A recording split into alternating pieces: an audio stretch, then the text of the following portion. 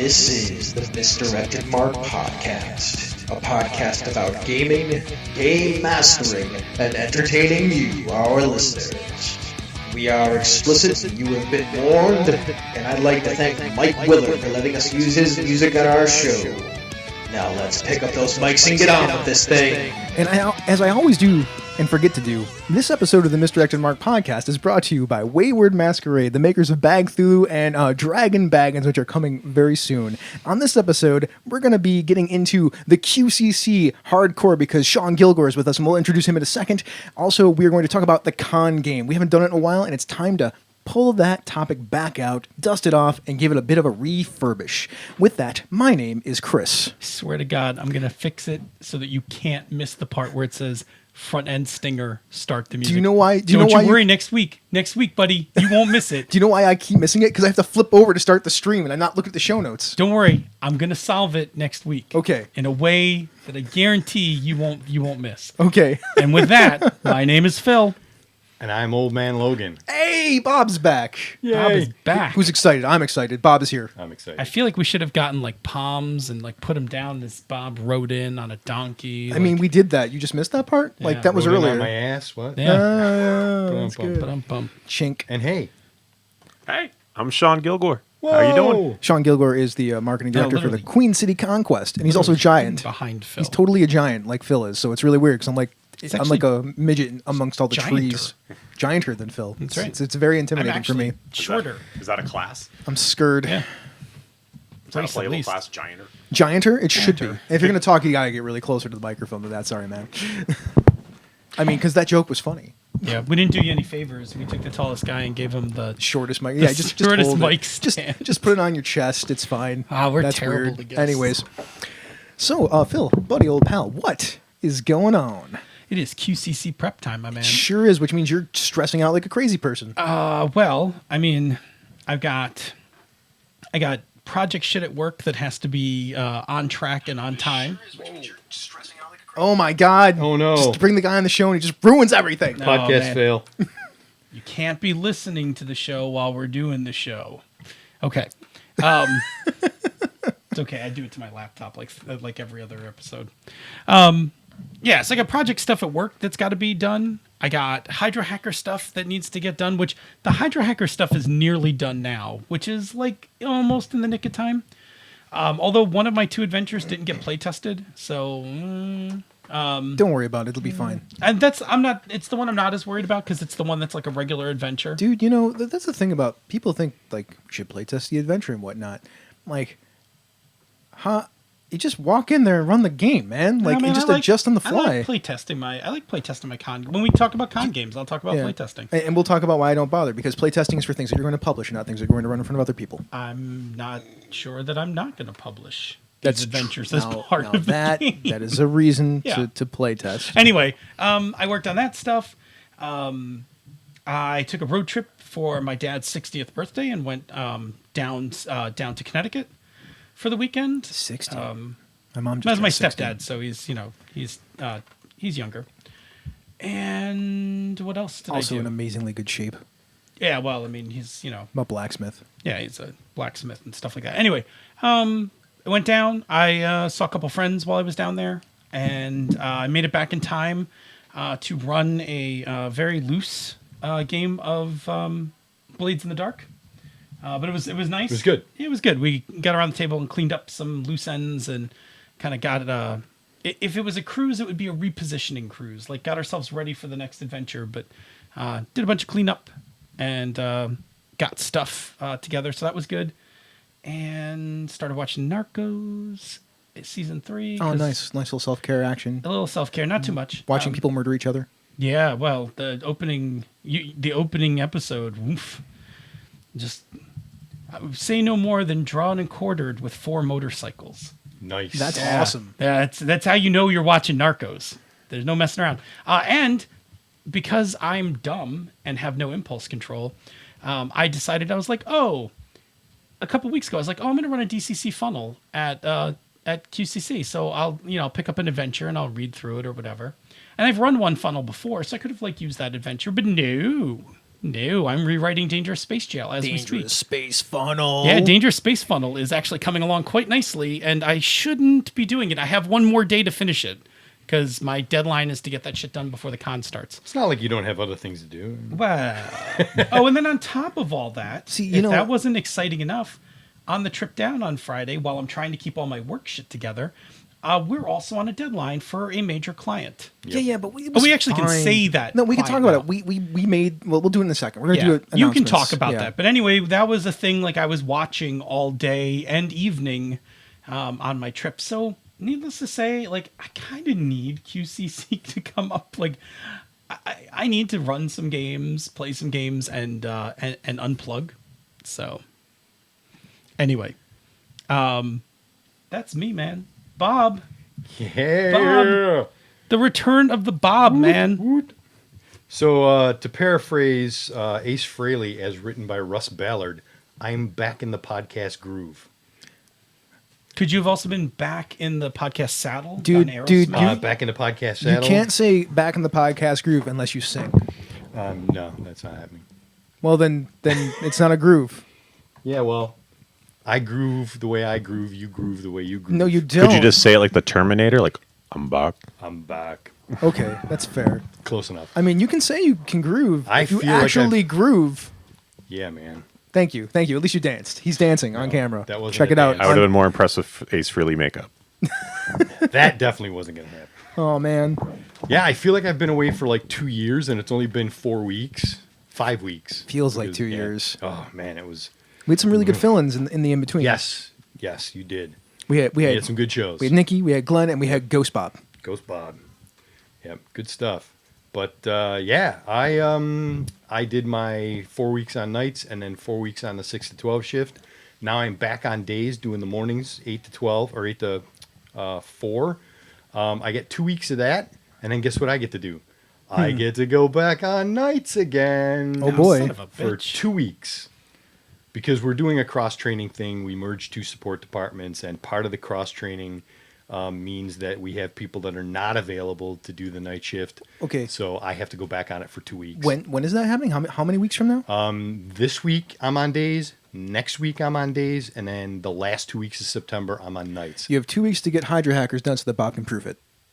Bob actually I get a lot done while I'm on I nights. know, that's why I Bob said proofed it. a whole bunch of Hydra Hacker Oh, I shit. did. And then I fixed it all yesterday. Yeah, it's funny. Sorry, it's just. But now funny. my playbooks are all spiffy. Oh, and spiffy. Yeah. So yeah, I've been doing that. I will tell people because they're going to make fun of me because everybody has been. I am watching Star Trek Enterprise. Yes, I'm doing it on purpose.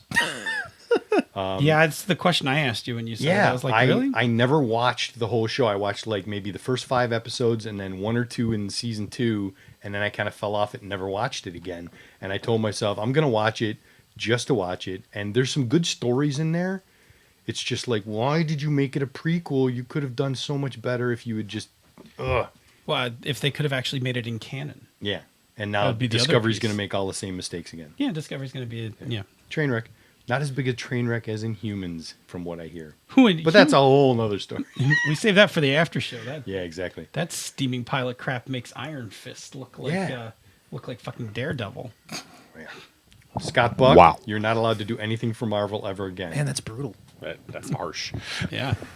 So yeah, but yeah, I'm getting ready for QCC by tomorrow after work, driving down to the lake and hanging out with my parents until Thursday night, Nice. and then coming back up and scrambling to put all my stuff together so that when I go to work on Friday morning and I get out at noon, I can go pick up Tony the Rainmaker and then fly out to the QCC and get my game on. By the way, the Rainmaker busted his ankle up pretty good. Oh, he broke it. Yeah, man. He was down here at the table with the big Boot. The big boot. Das Boot. Yeah.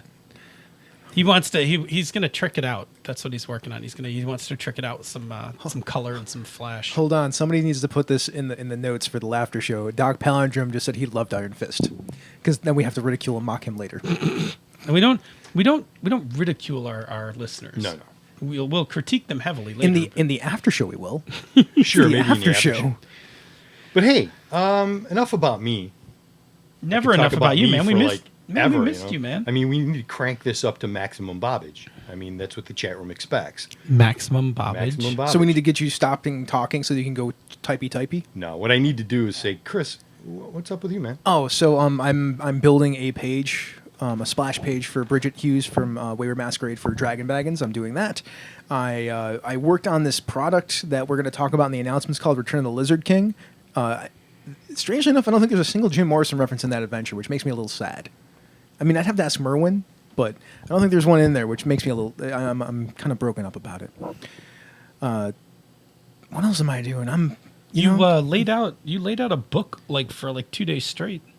I mean, that's what I did with the Return of the Lizard King, right? Yeah. Like, I didn't do all the work. Tim did a lot of it. Tim did all the setup. You did all the Cleanup and fixing fix and this, touch and this, make move it, this, make drop- some yeah. graphics, get some art. A lot of short turnaround. Let's fix this. Bam. Check it out. It's actually my favorite way when Encoded gets going because it's me and Sean and Bob and whoever else is like really working on the thing. We're like just paying attention to what's going on in our Slack room, so it feels like we're actually in an office together where we're just shipping stuff back and forth to each other. And it's those are my favorite moments working with the guys in Encoded because it feels like we're all really really connected and doing a thing together. There really is love it. definitely a deeper feeling of connection when Yeah. we're in the middle of one of those. Last push of a book is always those are As long as it's not the final proof. final proof of a book is the most miserable of all experiences. The Painful. last push to get it together is well, it depends. If we're on a deadline, so the project manager in me goes ballistic when we're on a deadline, right? Like I have to rein that shit in when we're Why when we're isn't working this together. done? Yeah, you just gotta it's okay. We took care of it. It's okay enough. I mean, we Like, don't really let you down, man. Like You don't let me down. I mean, I have high faith in the group, which is why I can, be disconnected for hours while driving and not, be flipping out about what's going on, which is great. But I'm also the kind of guy who's like, I want to make my deadlines. Yeah. Especially when it's a client deadline. Like I want to make I want to make Watsy's deadline. No. Like I will burn everything down to, to make those deadlines. So it's actually the same problem I have at work. I get kind of, when I get caught up in that stuff, it makes me nuts. I have to actually actively try to disengage and relax. So I went and saw Rogue One in a park. That was cool. Yeah. Neat. I love that program that they got going on there. They it's over now for the year, but I can't wait till it starts up next year. I'm gonna go back. It's really fun. They show movies in a park that is pretty prominent around here called Delaware Park, and they just have a giant screen there and they have a projector. And for this one, because they were doing Star Wars, they had some of the people out from I forget the name of the organization, but dressed up as a Jedi and dressed up as Vader, doing some lightsaber stuff with the Yeah, kids that's and cool. whatnot. So that was fun. And me and Alex, we were late because I was busy laying out a Return of the Lizard King thing, but we didn't miss any of the movie, so I actually watched all of Rogue One again. That movie's really good still. There's nothing bad about that Rogue movie, One? if you ask me. Yeah. I watched episode 7 over the weekend. I was like, oh, shit, I forgot how much I like this movie. Yeah. And then I stopped to show my parents because my parents aren't, quite as internet savvy. And I was like, Mom, Dad, I'm going to show you the scene in this movie that more fan fiction has been written from than any other scene in Star Wars ever. Which one's that? You don't know? Is it the Poe Dameron and Yeah. when he Finn gives him Poe. his jacket and says Yep. you look good in that, Yes. or it says you can keep the jacket, you look Yes, good in it? more fan fanfic has fiction. been shipped on that true. in that moment than like anything ever. Anyway, it was good. So yeah, man, like Rogue One, there's nothing like I don't even mind the cameo, like the There's campy nothing wrong with Rogue Easter One. egg type stuff. Did anyone ever say there was something wrong with it? I've heard multiple people I will say that fight there some wasn't enough critics. character development, that they didn't care Well, about any of the characters. it's a one shot. Dude, I think that's That's weak. garbage. That's what I say. That is I like- cared about them I playing. mean, I can see the point of them saying that, but Yeah. they're like, look, it's a movie. It lasts 2 hours and 15 minutes. Like, Right. it was an ensemble piece. We didn't know these characters. It's like the it was Ready really Player good. It's like the Ready Player One review I read, which was like, this thing is nothing but but pop culture references. I'm like, yeah. yeah, yeah, that's right. like yeah, that's exactly the movie. But Rogue One wasn't really just a bunch of Star Wars references. Like those are in No, there, and they stopped bothering me after a no, while. it's a solid one shot. If there's one moment in that movie that bugs me, it's the cut to 3PO and R2D2 standing there. Like that was completely unnecessary. I mean, yeah. some of that other stuff is unnecessary, like them running into the two guys from the cantina. Let me tell you what. Yeah, but that was, you know what though? It was that was fun. funny. Yeah, it was fun. When that happened, I was like, oh damn, man, like that's good. And it wasn't like a big deal. Like they're were wanted they're- on They're wanted on other stars. Exactly, and they're walking, right? Like they're walking in a crowd, so it makes sense to bump into them. Like they just cut to 3PO and R2D2 in that one sequence just to put them in the movie. I'm like, why are you bothering? Now, let me tell you what was necessary in Rogue One. That Darth Vader hallway scene. Oh my god! Yes. Oh my god! That was good. That was so good. That was so good, man. And I'm getting chills thinking about it. right. This is so awesome. Me and Alex are sitting there. He loves Darth Vader, and like we're like 30 minutes into the movie, and he's like Darth Vader because they were talking about Lord Vader. I'm like Vader's later, and then all throughout the rest of the movie, Alex is like Vader's later, Vader's later. Then, Yeah, so good.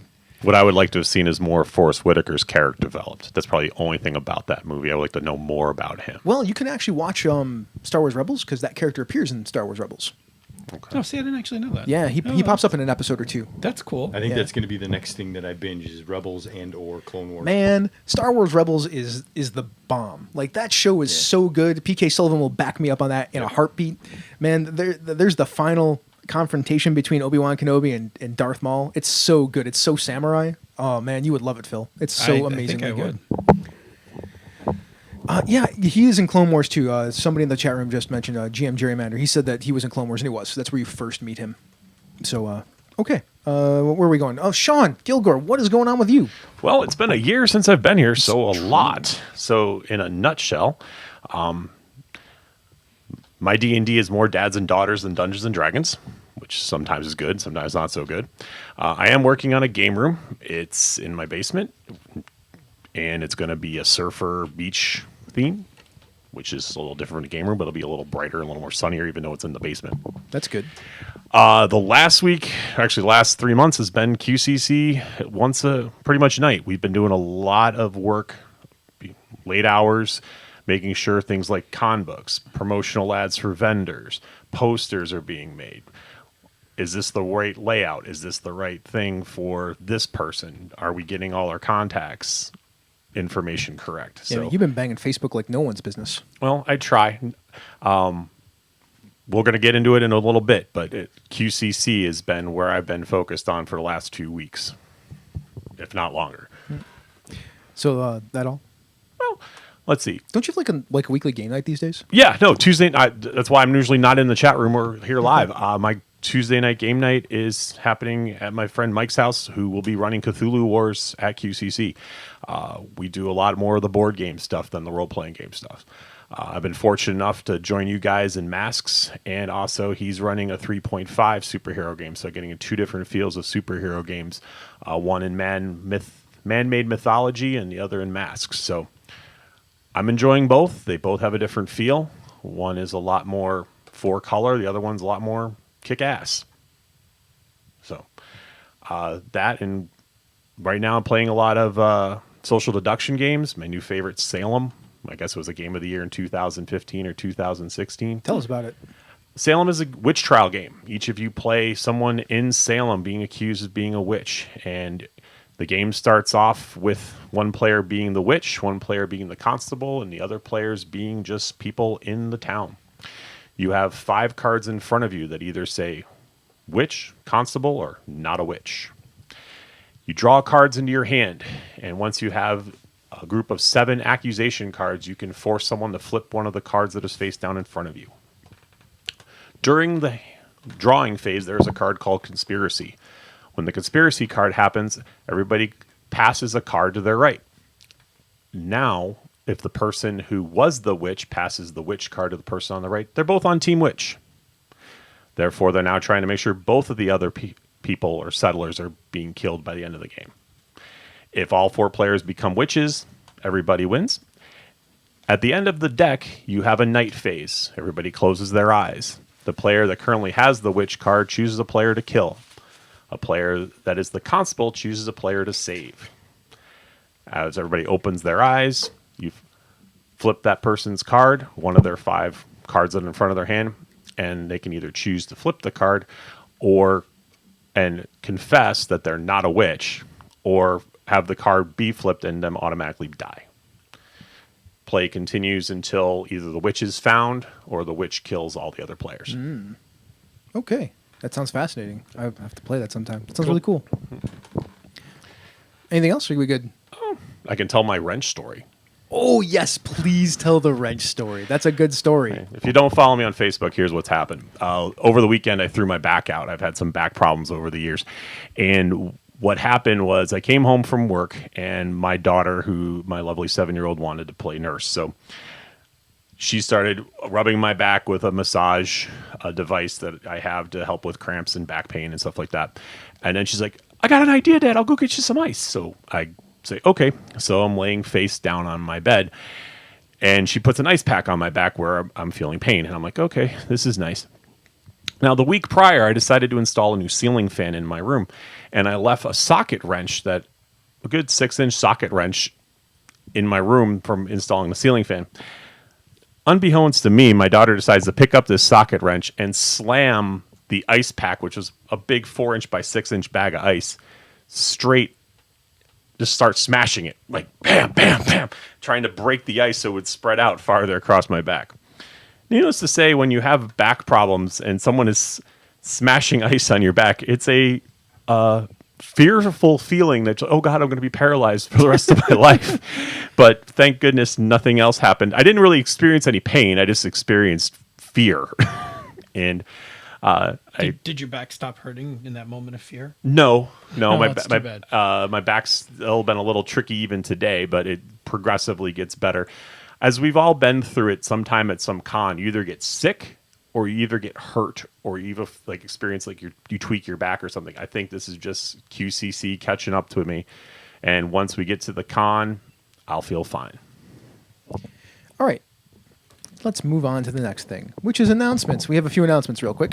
First off, we are selling ad space. We still have ad space wide open right now. In fact, the only thing that we have that is an ad for us currently is Wayward Masquerade. So if you would like to purchase ad space from us, it's very reasonable. Like, we are super cheap. So check out our ad rates. They're right on the website. And throw me an email, chris@misdirectedmark.com. We handcraft each ad ourselves. Yeah, if you want to laugh, if you want people to laugh and remember your product because of associating it with humor, we're the people that you want to advertise with. Yeah, bespoken ads. Yep, absolutely. Next thing, the Lizard King. The Return of the Lizard King releases on Friday through the Adepts program. You didn't even know the Lizard King was gone, but he's returning. He's returning. That's right. That's right. And it is Sean Merwin is part of the Adepts program, which is 10 writers that they picked to release products on the day. WotC. Yeah, they being WotC, to release products on the day that the Tomb of Annihilation comes out. Yes, now this book is tied. It's in the same vein as Tomb of Annihilation. In fact, it is an intro adventure that people can use to get from levels 1 through 4, so that, because really the Tomb of Annihilation picks up at level 5. Yep. So Sean wrote a thing that lets you do that. It's got a bunch of character options inside of it too. It does indeed. It does. It's really cool. We even have a very nice pronunciation guide for all the weird names that are in that adventure. And I'm just gonna say that the Lizard King is one badass looking lizard. Oh man. my god! That is a fantastic piece of art by the wonderful Matt Morrow. I got to design that cover. I'm really proud of that cover. I'm I'm very happy. Yeah, the with cover that came out really nice. I very much stole the whole Pathfinder aesthetic for that cover. Yeah, well, that's fine. It's good though. So it's that is the thing that we were working like crazy on. Yeah, So yeah. we're actually really stoked for that. It's really good stuff. It looks really pretty. There's a lot of art in it. We actually took the time to use our art resources and to purchase some art to put in that book. Yes, we purchased art. I purchased some art.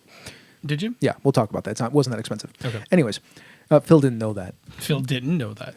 Chris took it out of his personal account. Chris doesn't need to do that. I There's know. money. There's money in the encoded account. I'll submit a reimbursement form. Yeah, send me some receipts. Sure.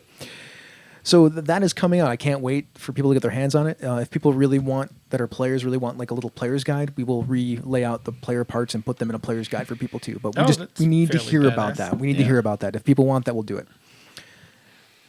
So there's that. So that is coming out on the DMs Guild. It is on Friday. Yeah, that's as far as we know, Friday. As far as WotC's told us. Yep. So, next thing, the Queen City Conquest, which I've talked about a lot, and so have you, Phil, the last few weeks, but we have the marketing director of the QCC here. So, Sean, would you please just take it away and lead us down this path? And, you have about 15 to 20 minutes to do this, and then I'm going to cut you off. So, go ahead. And start. Okay, Queen City Conquest this weekend, Friday, Saturday, and Sunday, September 8th, 9th, and 10th at the Buffalo Niagara Convention Center in downtown Buffalo, New York on Franklin Avenue. Costs ranges from $35 to $53 at the door, depending on if you want 1 day, 2 day, or 3 day badges. Go to queencityconquest.com to see the prices if you haven't done that already. I know a lot of people in the chat room and everyone here is either pre-sponsored us through Kickstarter, and if you did, thank you. Yes, thank you. If you said, you know what, I want to see what's coming, and I got to figure it out, maybe you couldn't make that commitment 6 months ago, and now you can make that commitment, we'd love to have you. All right, main events. Oh, can I throw some things out for these people real quick? Please do. Okay, so Thursday night, a bunch of people are meeting up at Lloyd's, I think at around 7 o'clock, and then we're going to do something after that. So if you want to come out, Lloyd's is on Hurdle. 7 or 7:30? I can't remember. Yeah, see. It's gotta- Somewhere in that 7:30. If you want to come and you want to have the details, just message me on Facebook, and I will invite you. But I need to know that you want to come, otherwise I don't know to invite you. Then on Friday night, there is a Whiskey night.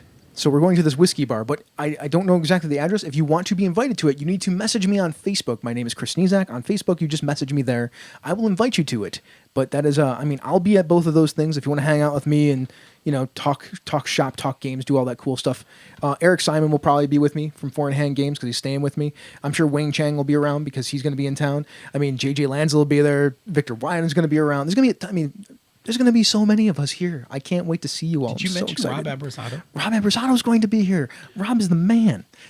Yeah, there are events, but Rob Abrasato is his own right. event. So Rob Abrasato is we're gonna make Rob blush again. I think that's the point, right? That's right. We heart Rob Abrasato. I'm gonna make a little heart symbol now and point at the camera. We heart Rob Abrasato. That's the way that goes. Angela's coming into town. She'll be around. Lloyd's is a taco place, by the way, for those people who are wondering. Lloyd's is it's also got a bar. It's also a non-standard taco place. Yeah, you can it's get some like- really funky tacos. It's kind of like a gourmet taco place. My favorite is the Dirty South. There you go. Save that for later. Yep, there is. Rob Abrasato super blushing. It's like my mission to make him blush like once every other week at least. Anyways, there you go. I'm sorry. Continue. No, please. I'm here on your time. Thank you.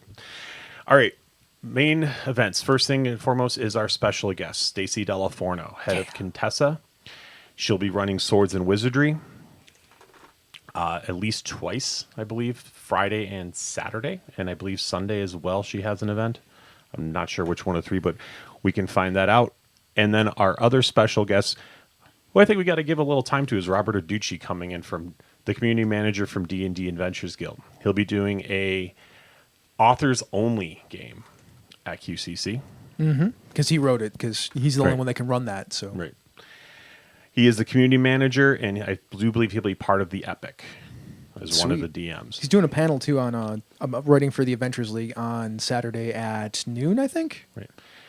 Speaking of events in general, we have about 268 different events. Which is amazing. I think that's more than we've ever had. Right. So there's a lot to be played. And even if you have not even signed up and haven't bought your tickets, you can walk in and you're going to find games. All right. With that said, the people running our Epic is a group called the Roll Initiative. Roll Initiative is also one of the sponsors of the convention. Mark Meridia will be coming in and bringing in his crew to help run this. This is an organization you can find online. And what they do is sponsor and promote gaming at stores and conventions. That's all they do. They do it for profits and nonprofits. And they're coming in and running this new Epic. Can I Mark Meard is a really cool guy. I actually had the pleasure of working on a product with him for convention created content. Super professional, really pleasant to work with. Just a really nice guy in general. So, and from everything I've heard about the Roll Initiative, they do good work. Like, they're a good organization. So there you go. All right. For the fourth year in a row, Double Exposure Envoy will be having their play to win area. Hell yeah. Over 57 games will be made available in our board game room. And all you have to do is sit down and play the game, put your name in the hat, and at the end of the convention, someone's name is drawn for each one of these games, and you take it home. When are we giving them away? Saturday? Sunday? Usually we give them away Sunday afternoon. Yeah. Because we give people as much time as we can. It's usually something done on the fly, but you sort of you don't have to be there to win them, but it's easier if you are. Yeah. Another thing we're doing, and this is a first for Queen City Conquest, is the New York State Championships. for DexCon for Double Exposure Envoy. There are 5 games that are part of this championship. Let me make sure I have my list right here. Isn't Neuroshima Hex, or is that not one of them? Neuroshima Hex, Uh-huh.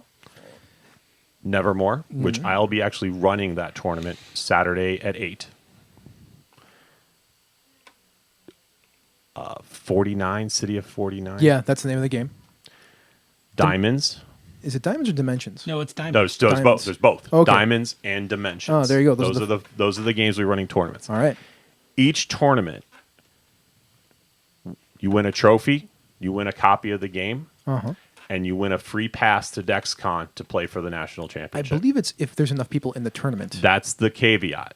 There must be at least 6 players in every tournament, maximum 16, to give out the trophy and the pass, to give out the pass to DexCon. Yeah, if you are a fan of board games and you're coming to the QCC, bring your friends to play those board games too. In fact, bring your scrub friends that don't know how to play board games, get them in the tournament, and then beat them so that you can get your pass to DexCon. Hey, DexCon, for those who don't know, is the third of the double exposure conventions. That's the one in Morristown, New Jersey, 6 hours from Buffalo. Yeah. So if you're local and you're like, oh, DexCon, but I'll never be able to get there, you can totally drive. You can totally drive from Buffalo to Yeah, you've done it. Morristown. I've done it. I'm going to do it again in November. Nice. Okay. What's next? Special guests. We We- talked about our very special guests Yeah. coming in from Colorado and California. Now let's talk about our local special guests. Tons of them. And I'm with 3 of them right now. Yeah, we're here. Yep. You can call them Encoded Designs. You can call them Misdirected Mark. You can call them Phil, Chris, and Bob. They will all be there Just- representing. Just don't call me late for dinner. Exactly. That's my line. I know, that's why I said it, because you didn't. As we all know, Phil will be running Hydro Hackers. He has those events scheduled. He'll also be doing off games where just, okay, I want to play this. Come and join me. He'll be running that. Chris, what are you running? I'm running Dungeon World for like 3 slots, but I mean, that game's been sold out for forever. Right. And So, Bob, do you have any scheduled events, or are you running the table? I have nothing scheduled. I'm going to be manning the Encoded Designs table when there isn't an Encoded Designs game going on. And while I'm manning the table and elsewhere, if the table's being used for something else, I will be demoing several different games from the hopefully future Encoded Designs catalog. yeah, absolutely. I look A forward. lot of these games you've heard them talk about. Circle of Six. Circle of 6 Relic Relic Hunters Hunters will be there. I've got a new new game. one called Flipping Out, It's which pretty fun, has some actually. promise. And there may be a few other things. I may bring some of my other small form Seasons. seasons. Yep. Or what did I call it? Not seasons. Equinox and You know, Solstice. Equinox and Solstice. Sorry, Yeah. we called it Seasons before. I'll have that there, and I may have a few other things like what do you call it? I can't think of them. So Move please on. Okay, moving on. I do think that something needs to be pointed out. This is one of the coolest things about QCC. You will get to play games before they're published. You will get to see games in the works. Phil was talking earlier about how he likes to have his things ready for conventions. I think these are moments in time where you get to get that exposure out and get to fine tune it when you come back, and you get to be part of that process when you join these events. All right. On the Misdirected Mark side, Senda's coming back from Saskeek, flying in from Colorado. And Panda's Talking Games. And Panda's Talking Games. Wayne Chang coming Advantage down. to Insight and Bonestone Obsidian. Yep. Now, By the way, our very special guest, Robert Aducci, is also one of the hosts of Bonestone and Obsidian. So, Yep. Now, I have 2 questions because I wasn't 100% positive. Is John Arcadian coming? no, he's not. Okay, so that and Sean Merwin. Yeah, he'll be here. Okay, also from Down with D&D, and he'll be part of the Adventures Guild Epic, I do believe, as he did help with that last year. Adventures League Epic. I don't know that he. Sean said he would do whatever people needed him to help with. Okay. He's also going to be on that panel with Robert Aducci at writing for the D&D Adventures League. Okay. Now they've been there, but they haven't been there as this. Our group from Breakout Con, our sisters and brothers from the north, Yeah. Kate Bullock, Rob Diebold, and Resh Shelley will all be coming down. Yep. They'll be running different games. I know there is word, and I think it was brought up last week, of a Star Wars theme. Lightsabers without master on Friday night. I am playing pretty that game awesome. at 8:00. As soon as I'm done running my Dungeon World game, I'm picking my stuff up, walking over, and whipping around a lightsaber. Looking forward to meeting all of them again. I know playing Swords Without Master last year of Rage was a really good experience learning that game for the first time. And I'm looking forward to meet Kate, who is the Breakout Con event organizer. I mean, it's more like a triumvirate, but yeah. Yeah, those three are They all work together. They're all Yeah. like they're like all in charge podcast together. together. Right. They organize the Toronto Games Day. Yeah, stuff. whatever Area tag. Gamers Yeah, tag. Toronto Area Gamers. Yeah, they're busy. They They're are like busy. us. They are like us. They make games. They do. And then Mr. Rockpocalypse, or I might have said that wrong. No, Rockalypse. Rockalypse. Eric Simon will be in, also from Dark Eye and Eschen North America or whatever. Right. Essen Spiel North America, I believe is the name of the company, because he's the community manager, the social media manager for the North American branch. Those are the people who make the Dark Eye or Verna and also Torque Eternity. Right. So again, looking forward to meeting him for the first time. And then we have some local authors. We really tried to focus on this. Not only you, but we have Angela Murray and Jennifer Adcock coming in. I'm actually playing in Jennifer Adcock's Fiasco game on Friday, and looking forward to It's experiencing the that. fairy tale game, isn't it? Yeah. Yeah, it's cool. And haven't played a game with Angela yet, but I'm looking forward to at least even hopefully seeing one, seeing how she works. I've seen her as a writer on Gnome Stew, seen her on the Gnome Stew podcast. She's an excellent game master. I am getting to actually play in a game with Ange. Nice. What are you playing? We're playing Swords and Wizardry. Oh, fantastic. Okay. Pretty psyched. So lots of special guests. Every year we get a bigger and better list, I think. This is a little different with a lot of our local people, but I think that's going to help us grow the convention. Me too. All right, let's talk about the people who have helped make this possible, our sponsors and promotions. First of all, our premier sponsor, our local friendly game shop Collectors in Kenmore. Yeah, an awesome place to go play games. They have a huge space upstairs. Yep. 3 floors of gaming, comic books, Magic the Gathering, collectible cards, dice. If it's something geek, you can go there and get it. They did have, for Kickstarters, a reminder, you do get a coupon being a Kickstarter for a discount for purchases from their stand at the convention. You do. Our third-year sponsor, Laundromat. Oh my goodness, I'm forgetting her name. Oh my God, Karina Stamworthy, owner and operator. Good job, because I've never met her. Yeah. Her and her husband are avid Dungeons and Dragons players. I met them at my own place of business one day, and since then I've been good friends of the convention and of me, and her business has sponsored us for 3 years. She washes dogs. She grooms dogs. They now have what's called Kindermutt, which is going to be their doggy daycare located here in Buffalo, New York. Oh, that's cute. And they've just been a great small business helping us out. So if you are local and you have a dog that needs to be groomed or you need to give them a bath, you can do it there on your own, but it's self-service, or you can pay them to do it. And they have some very high-end skilled groomers there that are national champions and compete all over the country. Cool. Tony Pepperonis are one of our new sponsors, a local business. It's a pizza buffet. You have pizza, chicken fingers, salad, all you can eat. $6.99 for kids, $9.99 for adults. Kids under 3 are free, or 3 and under are free. We've had a couple decent board game nights there. One of the nicest things about that place, lots of table space. So it's a good place that you can go have something to eat, keep your drink full, and sit down and play a couple board games if you like. The Canine Cancer Foundation, another non-for-profit that has relationship with our con director, Cindy, who they come in and they've sponsored to get the word about helping out dogs and pets who have cancer and trying to get them the health that they need. Cancer sucks. Yeah, I think we can all agree on that. There's very few people that disease hasn't affected their lives. I lost my father to cancer. Me too. And going back, that I think our special guest, we've talked about that last week. She's been recently diagnosed, and I think everybody just needs to give her all the positive vibes that we can while we're here. Absolutely. All right. Anything else? Our last, and for the third year in a row, from Niagara Falls on Pine Avenue, House of Fantasy Gaming and Card Shop has been a sponsor of us. He's a one-man show, the owner. He doesn't get to the convention, but he does give us coupons to get to his store.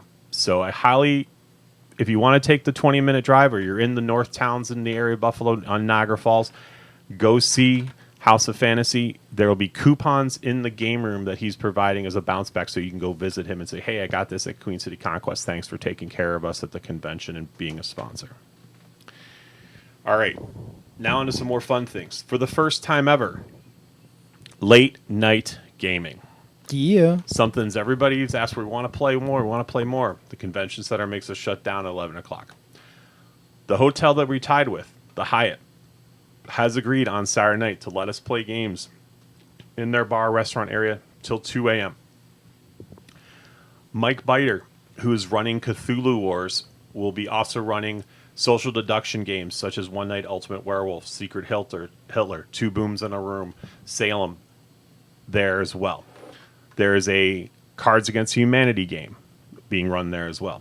Bring your games if you want to run them. If you don't want to play any of those, everybody's there to play. We can find something for you, or you can run something. I'm bringing Pandemic, what you call it? The Cure? The dice? Yeah, the dice. Pandemic one. the Cure. Yeah, I thought I'd bring that. I think we're playing, my NBA crew is playing NBA that night for Nice. a few hours. I also have Action Movie World and a few other things, so it depends on it. It depends. I think I'm finishing up running that night. We'll see if I feel like running something back to back. Okay, our charity this year is Extra Life. Saturday, there will be a silent auction. There will be board games and puzzle package from one of our donators from our local company, Buffalo Games, the largest puzzle designer in the United States, as well as we've had a great artist named Todd Goulda, who is a Dungeons & Dragons player from Red Hook, New York. Met him online. He made some knives and some axes for other conventions. I reached out to him. I told him we couldn't have bladed items. Is there something you could do? And he made us 2 scepters. If you visit our webpage, you can see the pictures of the scepters. One is the Ogre Princess or Ogre Queen scepter, and the other is the Wood Elf scepter. Both of those are custom pieces of art. They're beautiful. They've been sitting in my room for a couple months, and I'm going to be sad to lose them, but someone's going to walk away with them, whoever puts up the highest bid. Nice. You're running out of time, Sean. I know. You got 2 minutes. I got 2 minutes to talk about board game. 51 events. All right, Cthulhu Wars, events 60 through 67. That was one of our Kickstarter items. There are still seats available. Zombicide, almost sold out. Only event left for Zombicide is event number 74 on Sunday. One of the events that isn't sold out, I think people should get involved with, and anybody can, is the Love Letter Tournament, event 208. Winner get a free deluxe set of the Love Letter board card game. If you haven't played that, it's draw 2, play 1. It's very easy to learn, and someone's walking away with that game. Last and most week, we talked about the New York State Championship. We are looking for judges to help run that event. We need a couple of people. We had a little bit of a staffing issue. Yes. If you are interested in helping us out and running one of those events, please send a private message to me on Facebook or email me at sean@queencityconquest.com, and we'll get in touch and figure out how we can help each other out. Sunday, Family Day. Buffalo Games will be running Clask, which is a form of a tabletop game based sort of like air hockey, but at a pub-style size, a 24 by 16 table. And instead of using air, it uses magnets. They'll be running 2 of their other pub-style games, Bonk, and one other that I honestly don't remember the name of. They just told us they were bringing it today. We're still waiting for confirmation, but hopefully on Sunday as well, the Superhero Alliance will be there in full cosplay in their superhero outfits. Saturday or Sunday also being Family Day. If you have your kids and you want to come, it's 4 for $40.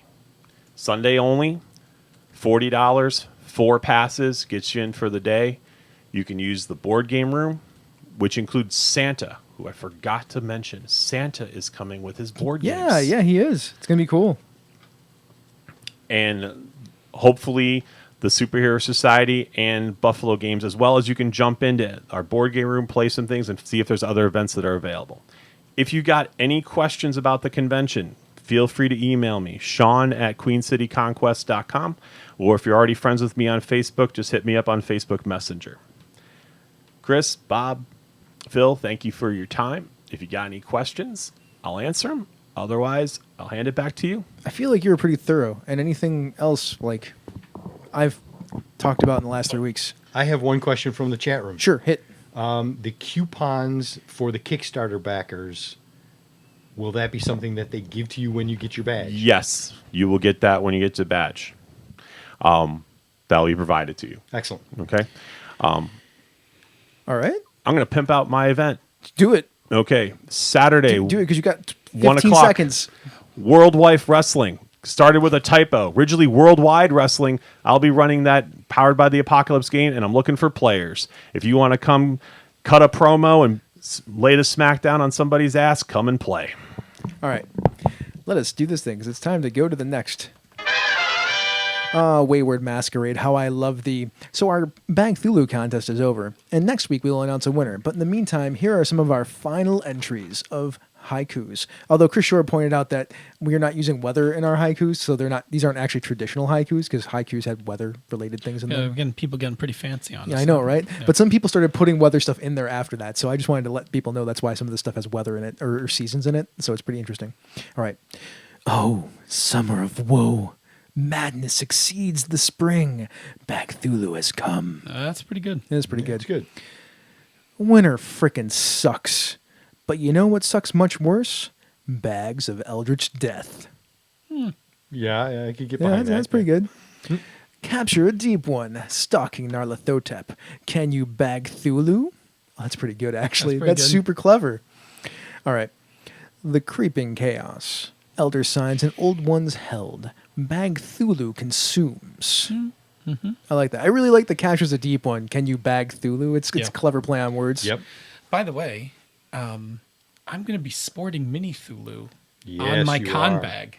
I've attached Mini Thulu to my con bag on the front strap. Mini Thulu's riding front seat. Front seat. So if you want to see what these things look like, just look for Phil, Yeah, and you can see and them. Mini Thulu be riding right up front. Because I'm pretty sure there's going to be mini dragons that you can get too, which will be made of some of the same stuff. Yeah, just different pretty colors. awesome. All right. Well, these haikus were brought to you by Wayward Masquerade, which, by the way, Phil, Dragon Baggin is coming from Wayward Masquerade. Yeah. Look, we got this. I can't wait for dragons which breathe dice. They don't actually breathe dice, but they'll be just as plush as Cthulhu, also very colorful. Yeah, no breathing dice. No, but they have soft fabric, and you can pour dice out of them if you put dice in them. This is interesting. I mean, yes, I like that. I mean, let me say this, because I now have Mini Thulu, right? Uh-huh. The construction of Mini Thulu, Yeah. like really excellent. Like I actually, like the pictures always looked good, but like now that I've had one in my hands, like the stitching is excellent. Super high quality. Right? The stitching's super high quality. It's excellent. It is very soft. Nice attachment points. I was able to, I had a hook on my bag and was able to just click Mini Thulu right onto Yeah. it. The fabric's nice and soft. The colors are really good. I'm super impressed. Like I'm super impressed. I have at cons bought other stuffed like Cthulhu's and things like that before. The construction quality on these are really excellent. But no breathing dice. No, No. man. There's no breathing dice. Not right now. But maybe like, but maybe in a future one, Bridget could design one where the mouth is like where you pour the dice out or something. Yeah, I mean, she actually mentioned to me when I talked to her, messaged her the other day, that she maybe could do that if enough people wanted it. Yeah, I mean, just how sick would that be? Like you just sit down at the table and like you just squeeze the, like the stomach and it just. Or soft dice. Dice tower, dice bag in one. Remember, you can't do that unless you're going to talk into the microphone. Dice tower and dice bag all in one. I know, right? She could do it.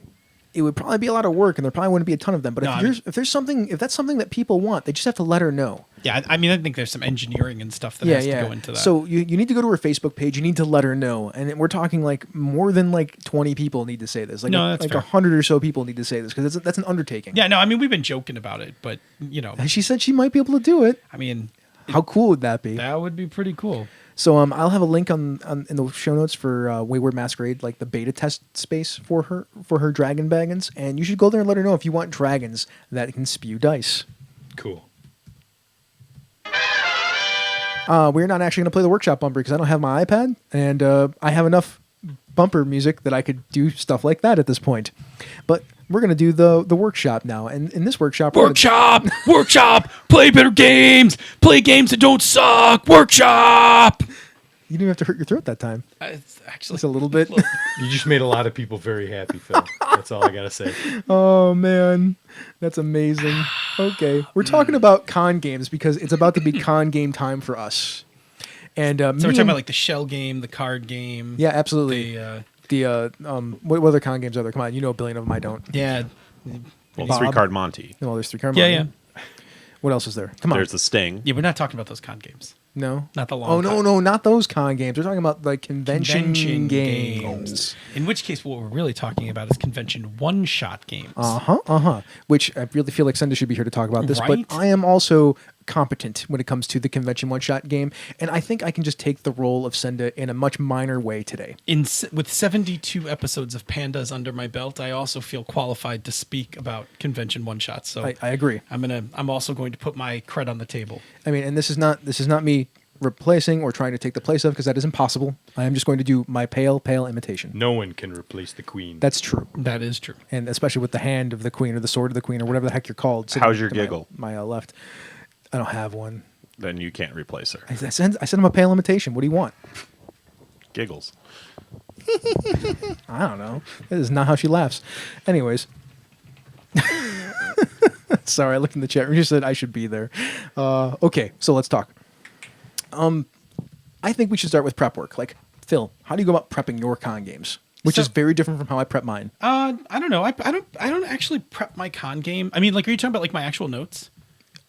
Yes, I and don't- get all your stuff together. I don't prep my con game any different than I prep my home game because no one's going to see my notes. Like, it just needs to be enough for me to run it. Yeah, but you have like stuff. Well, I like handouts. Yeah. Well, I like handouts because I'm running shit that, like, you're running Dungeon World. You don't really need that much prep work to get True. people into a setting. That is true. I do. And as we've talked about on Pandas, sometimes a picture's worth 1,000 words. So handouts, illustrations, things like that can kind of shortcut using up time to talk about setting at the table. So I do. I like to have handouts to give to people to kind of speed them on board. Things like maps. For Hydro Hackers, I have an illustration of all of the authority. Like it's the handout's called Know Your Enemy, and it has like a picture of the water inspector, the WASP drone, and the water enforcement officer, and just has like a couple tidbits. This way, I don't have to talk about that. Yeah, right? yeah. I can just put that out on the table. Perfect. My actual notes are pretty much however I would run a game. So yeah, I don't know. I mean, they're in OneNote. I run it off my iPad. So let's talk about. I'm going to ask you a different question now. Yeah, go ahead. What is the purpose of prep work for a con game? I think the purpose of prep work for a con game is pretty much the purpose of prep in general, which is to make you comfortable enough to run the game at the table. I agree with that. I also think it is a way to shortcut a bunch of things so that you can get to the game faster. I think that the way you organize your prep, yes, Yeah, I mean that's part of, to me, prep work. Like Yeah. it is within that, yeah, I think that's right? Because you were just talking about those handouts that are like you can see this and we can understand. Yeah. So that is a shortcut to getting to yeah. game I mean, faster. like for instance, my my prep work for Hydro Hackers actually has the order in which I talk about the setting, go through character creation, and then talk about the rules that are unique to Hydro Hackers that are different from other Powered by the Apocalypse games, so that I can get that within roughly the first 30 minutes of the game. Yeah. Now, me and Senda, I stray way more towards Senda's side of how things get prepped than I stray towards you. But I do some of the things that you do too. Like I am not completely 100% off the cuff all the time. I need to have a situation set up that I know that I'm going to drop in front of players, and I need to have a couple of maps, especially when I'm running Dungeon World, so I know where people are exploring and maybe some tags that go along with that, so that I have some descriptors that I can use. So my prep work has actually got some stuff to it. Like I have maps, I have tags, I have a goal or a purpose, and then I have some questions so that I can hook the characters, whatever they make, into the game. For instance, like why do you want the statue of Ergon? Because the statue has some magical properties. It can answer pretty much any question. So I've actually I adopt that stuff. I adopt that stuff from you. I actually have that in You do? in both Redwater and in Broken Main.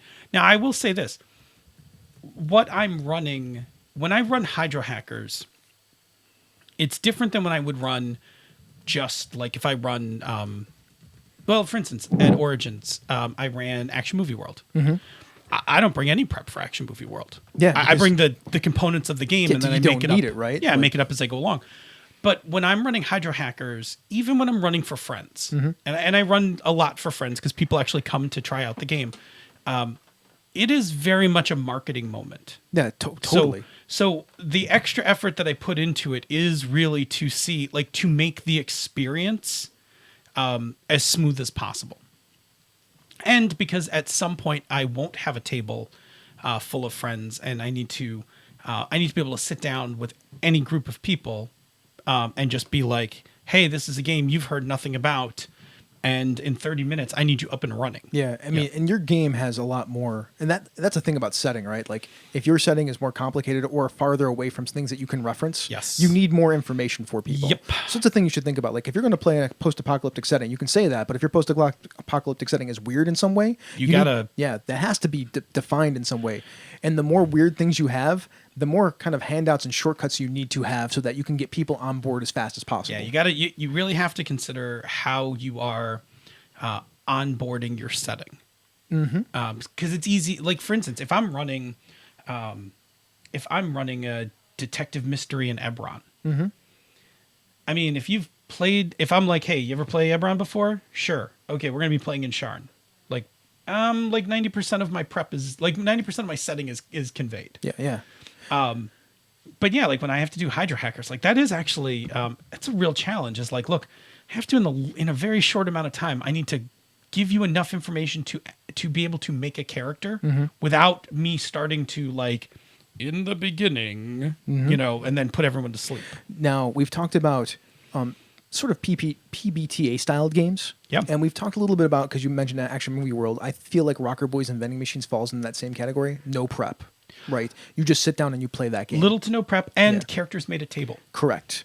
Now, let's talk about the other class of games that are kind of out there, like Savage Worlds. I prep even more for that. Correct. Because you need encounters, you need minis, you don't need that stuff, but it... I will, for Savage Worlds, I will do pre-gens. Yeah, pre-gens. We'll get into characters in a second. Yeah, but yeah, so is for part of the prep work. Savage Worlds, I think it's almost expected that even if you don't do minis and props, you need set piece encounters. Yeah, you need to take some time. Yeah, you need, like, an interesting location, maps. I mean, you can take this all the way to you can do what I do, which is hastily scribble stuff on a battle mat and call that a scene, or you can go all the way up to who is it? Come on, I was hoping you would remember because I haven't blanking on the name. Oh my god. Who's the graphic designer who makes all the crazy Savage World stuff? Somebody help me. He did Kung Fury 2 at Yes. Gen Con this year, and I'm feeling so bad right now because I forgot his name. I don't know that. Oh, why I are we blanked. having... Chris blanked. The whole thing falls what apart. is going on? Oh, I'm looking. I'm so sorry. I feel so I know, bad I'm right now. scrolling fiercely through our chat room. Anybody? No, he makes amazing set piece designs. Carl Kiesler. Carl Kiesler, thank you. Thank you. Thank you. Sorry, Carl. That is the high end. I'm so sorry, Carl, because I'm a huge fan of Carl's work. Me Like, too. Pretty much everything Carl makes is amazing. You can also look at the old school DM because he loves papercraft. Yes. And he makes amazing things. I mean, Carl, like, so here's the upper right. So old school DM, incredible papercraft. Carl not only does, like, the papercraft stuff, he's a graphic designer. but he mods minis. He mods toy cars. He makes custom character sheets. He made character sheets once on an 8-track. He did. I He mean, did. you must respect. Totally just respect. Yeah. Bow down Anyway, and respect. That's the high end. That is the high end. And that's daunting. That's Like, awesome. well, I mean, Carl preps one of those games like a year. Yeah. Like, his con season is, I'm a run. Like, this season was Kung Fury 2. Yep. And I mean, I'm looking at the pictures, man. There's a Tyrannosaurus Rex on the table, right? Like, as you would expect. There's a Triceracop on the table. That he modded out of something. Yep. Anyway, so yeah, for Savage Worlds, absolutely. And I've run Savage World at cons before. Like, you need stuff. You Like, do. you need some maps and shit. Okay. What else? So, there's that. Now let's move on to characters. Let's talk about actual characters for a one shot. So, Yeah. there are pre-gens that you can just put together. For most traditional style games, not in PBTA, Yeah. I will have pre-gens on hand. My pre-gens, it's the character sheet, but I like to have like at least 2 or 3 paragraphs for people to read. I have a couple of I have a favorite Fate character sheet that has like information about how to play the game on the character sheet. Oh, that's cool. So even though the character sheet's a little bigger, as you're like looking, like I can hand it like at a Fate 101, I can be like, here, look at this thing. And it'll say like, it has the skills and then a description of the skills next to them. Yeah. Yeah. But I think, I mean, I like a thing that you do, and I've had you do it in games that I have, that I've run, is that I love that you have a little story. Like when we did L Hall, you helped me make the pre-gens. Yes, I did. I did all the stats. You actually made them into characters and meshed them together. Yeah, because I love that. Like, Yeah, it and gives the characters a reason to be together and gives them a purpose. Yeah, and it was great. That is and to me, that's an important thing in any kind of game, but especially a one shot. Like, and the fewer words that you can do it in, the better. Like, how do you relate to each other, or at least 1 or 2 other people at the table? Right. And what is your purpose as a group of characters? And it's a challenge when we talk about Powered by the Apocalypse games, because Powered by the Apocalypse games, you never do pre-gens. That's right. Like those characters are made at the table and have to be linked to each other at the table. Yeah, usually there's a pretty easy way to do that. Usually there's something in the mechanic that covers Yeah. that, but you actually have to do it. You do. I mean, I actually like that part because it gives people, instead of having to read a thing and process it, they're doing it as an action. So it creates engagement right away because they've made the thing instead of just having to get on board with the thing. It's a difference between I like playing both ways, but people who are more in the creative space, I feel, enjoy the latter, and people who are more in the actor space, that just like to play characters, are in the former. Yeah, and I think, the only challenge, I actually like it quite a bit. The challenge is you just have to make sure that you have you've left some time. Yeah, because that actually takes a little work. Now, luckily, the rest of a Powered by the Apocalypse playbook tends to be pretty quick. it's just check boxes usually. Yeah, usually it's just kind of zipping through the rest of it. To go along with the playbooks that from Powered by Apocalypse games, there are also partially made characters that you can do too. So like if you partially fill out a character but you leave blank spaces in it for people to select, that is a thing you can do. Yeah. I mean, it's basically the same thing. One of the things I did for a while was running the Savage version of All for One, the Musketeers there you game. go. Yeah. So one of the things I did on the pre-gens was I put a line in the notes section that said like, you prefer to fight with 2 blades, or your preferred fighting style is blade and pistol, and like just to cue them in, like this character is tweaked out a certain way. Like if you want to play the Porthos character, pick this character up, that kind of thing. Because especially for something like Musketeers, like fighting style is kind of an important component. So I like to put, it wasn't even like background information. It was like literally like Phil wrote you like a little like note that was like, this guy kicks ass with 2 swords. Oh, there you go. That's cool. It's good. Yeah, like, if you want to play somebody that fights with 2 swords, pick this character. That's awesome. It's sort of like they're like highlighted things that they do. Yeah. And because if you're not familiar with Savage Worlds, you may not at a glance know like that he's got the edge for, I think it's Florentine for 2 weapons or whatever. So, I wanted to make sure that was super straightforward. So the last thing is creating characters from scratch, and please don't do that. You mean like all the way through? Yeah. So Bob and I, can I tell the story? Yeah, please do. Bob and I once took This is why you don't do this. Right. Bob and I once did a Aces and Eights game. It was a 4-hour game, right? It was a 4-hour slot. The first 2 hours was make an Aces and Eights character. I don't know if you've ever seen the Aces and Eights book before. It's like the DCC book. Fat. And not random character generation. Like heavily prescribed character generation. So 2 hours of our time we made cowboys, and 2 hours of our time we got into a gunfight. I broke a tooth on all that crunch. Had to go see the dentist, get a bridge. Would the exception be powered by Apocalypse games with the playbooks, or do you feel the same way about that? About what? They're not creating characters from scratch. Well, you're still creating bonds and things. Yeah, But but that's not- they're highly funneled. Yeah, look, 5 that's minutes. it's not characters from scratch. That's my point. Like, you're not picking up a blank character sheet. Like, playbooks aren't, in my opinion, blank character sheets. They are, No, because the moves are locked in.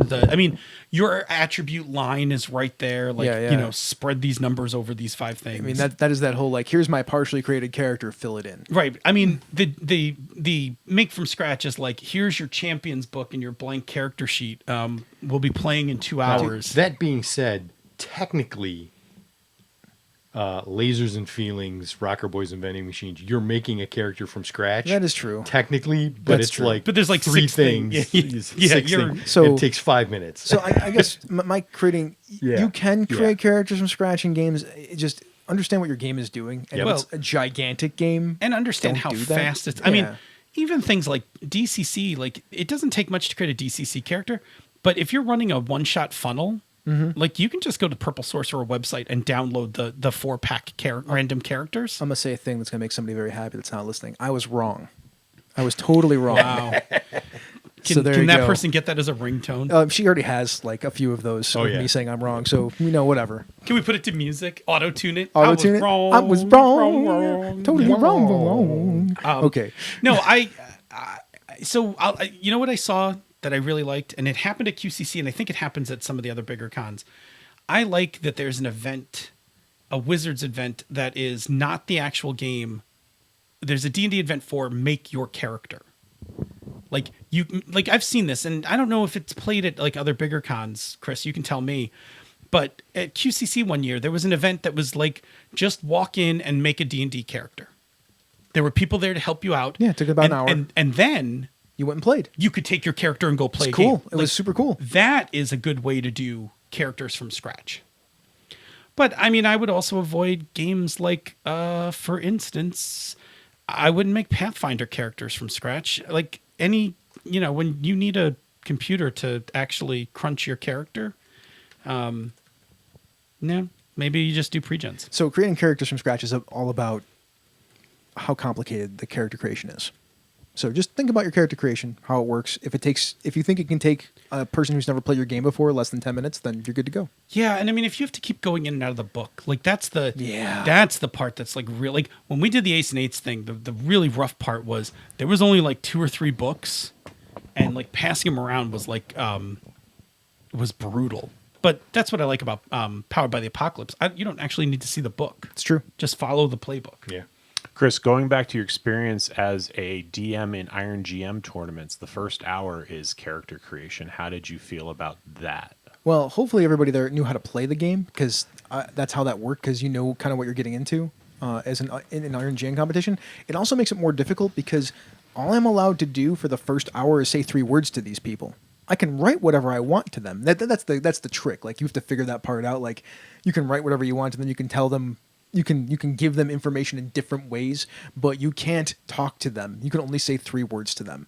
So, I mean, it wasn't a big deal. I mean, I could write all like, here's the character build out that you can use. Go ahead, and that was how you got around that. So, I mean, I didn't ask anybody to make 14th level characters. I'll tell you that much. I kept it in that 4 to 7 range most of the time. Man, that would be hilarious. Like you have 1 hour to make your 14th level character go. Yeah, that's not funny. It's not funny at all. No, they'll never have it done. Just crush them. Yeah, so are we good? Are we good for that section? You got Yeah, anything else you wanna ask, Sean? I think characters is. Let's go to the chat room and see what they have to say about this. Yeah, Take a little bit of actually, I had a break. question that harkens back towards the beginning from the Weregator. His biggest question for a con game is how do you know how long a thing will take without actually running it beforehand? And I thought that was an excellent question because pacing is a bitch. Pacing is I think the art. This is where I have an unfair of advantage. GMing This is where I have an unfair advantage. It's like my strongest thing. I'm so good at pacing. for pacing. Yeah. Yeah. I mean, I have rough numbers. I know, like when I do it, I know where I want to wind up, Yeah.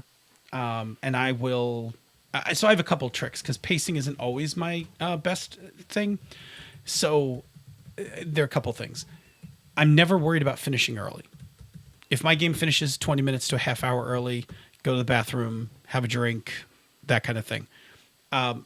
I employ drop in, drop out scenes. So I have scenes that are towards the middle of the rising action that I don't actually need. And if I think the game is starting to go too long, I will drop one of those scenes and just move forward. And if I think it's going too fast, I will jam one of those scenes in and just let it play out. So I'm always aiming for 3.5 hours. Yep. When I'm running a con game that's 4 hours. I mean, Do you leave that last half hour for denouement? I sometimes leave that last half an hour for denouement. Sometimes if I run a little long, I have that half an hour's cushion, right? And then you crush the denouement. And then I crush the denouement. Yeah. That's actually Denouement. in 2 weeks. That is the Panda's topic. Oh yeah. Yeah, Nice. That's neat. Running denouement and one shots and campaigns. Denouement, one shots, one campaigns. So I always have a clock. I always kind of know how long things have been going on, and I mean, sometimes a game only runs for 3 hours. I mean, I can always extend though. Like, I mean, when I'm mostly running Dungeon World at conventions these days. I've done some investigative games. It's a different animal, right? Like, on the bright side, if you have your trail of clues, you can just jump a couple clues if you need to. Just drop your clue from farther ahead, back, Yep. or add another clue if you're clever. Like, if you can just take a look at it, figure like, oh, I'm running a little quick. Better get another clue in there. Yeah. Better get another beat in there. Better get another complication in there. And that's the thing with me. Like, I always think of like, here's my plot, my story, whatever. Here's the situation. That's a better word. Here's Right. my situation, and here's kind of where it's going. Where are my list of complications? Because my complications extend play. So I think I agree with you, and I think some of the other things you need to know is you need to know what the time sinks are in your game or in games in general. Yeah. So, for instance, anything that requires planning Yeah. is a giant time sink. True. I will attempt to, so I will very quickly, pace-wise, I will hammer on players when they start to plan too much. Not in Yeah. a bad way, but I mean, I will pick up we got to get moving. So, do you know how I actually counter that without doing that thing? Yeah. I start giving them more information to make their plan easier. Yeah, I start telling them things like, that's a valid. Yeah, that's exactly. Yeah, right? that's a valid. That is the way to do it without hammering on. Right, them. because what winds up happening is somebody comes up with a good idea, they're just not sure if it's going to work. Yeah.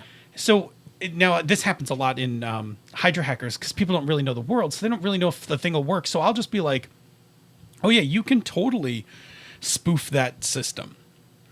And then people will be like, oh yeah, we should totally do that. Let's spoof the system. Absolutely. I mean, planning is just in general. Planning is a dangerous thing. It's one of the things I like about Blades in the Dark is that it gets rid of most of your planning stuff. High-level combat is another. Yeah. High-level combat is a uncontrollable time sink. That if you have, unless you have system mastery, man. Yep. Right. And unless your players also have system mastery. It's true. Because if your players are like, yeah, I play Pathfinder, but all they've ever played is like up to 7th level, and you're playing like a 15th level thing, they might have trouble wrangling those characters in, They and really then do. they're slow. Likewise, a game that makes me nervous in pacing, Savage Worlds. One exploding die. And then things are all different.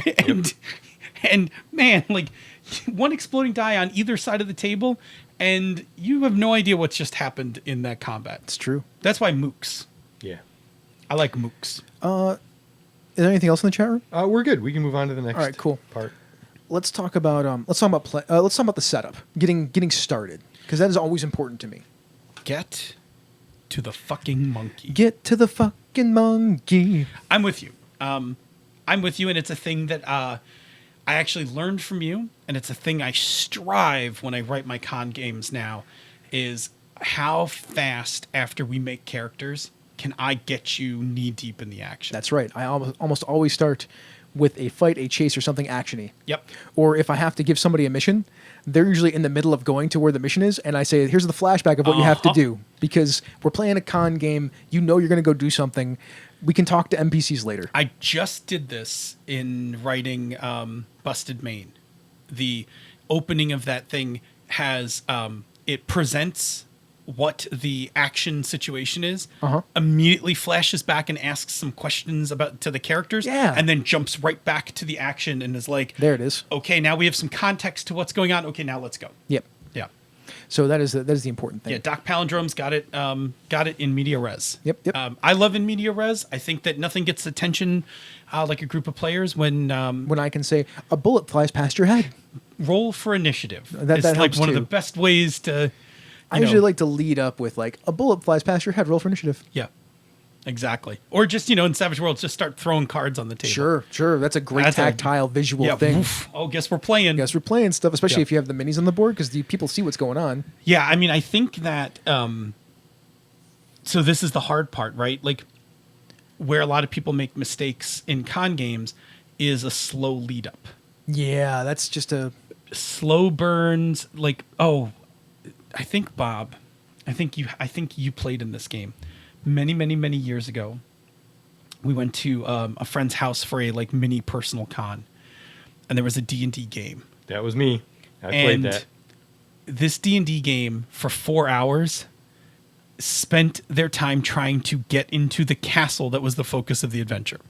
We rolled up to the front gate, and then we spent 4 hours trying to get in the fucking door. I mean, The GM was being really. It was. I'm starting to Yeah. twitch thinking about. Meanwhile, in the other room, Phil's running a paranoia game, and they're laughing and having a ball. And me and a couple of other people were like, "Oh my god, I wish I was in the other room." right. I mean, rule number 1 for paranoia: in the first 15 minutes, waste a character, yeah, right. Absolutely. and for no reason. Heck, do it in the briefing. Yeah. Oh, well, in the first 15 minutes. Yeah. If somebody isn't going to do it for you, if- just do it for them. Yeah, man. If somebody doesn't walk out of the briefing Dead? on their second clone, Yep. That's absolutely true. Garrett Crow does this thing where he lets people get to the briefing. Like they have to traverse to the briefing. Oh, sure. And people get murdered on Uh-huh. the way to the briefing. Yeah. It's pretty funny. I mean, sometimes you don't get the right briefing room. Yeah. Sometimes, I mean, there are all sorts of shticks for problems on the way to the briefing. Yeah. But yeah, you should do that. Take the least liked character and promote them. That's always good. We will be talking about pacing now because we're about to get away from the setup, right? 'Cause, Yes. I mean, So let's talk about real quick about setup.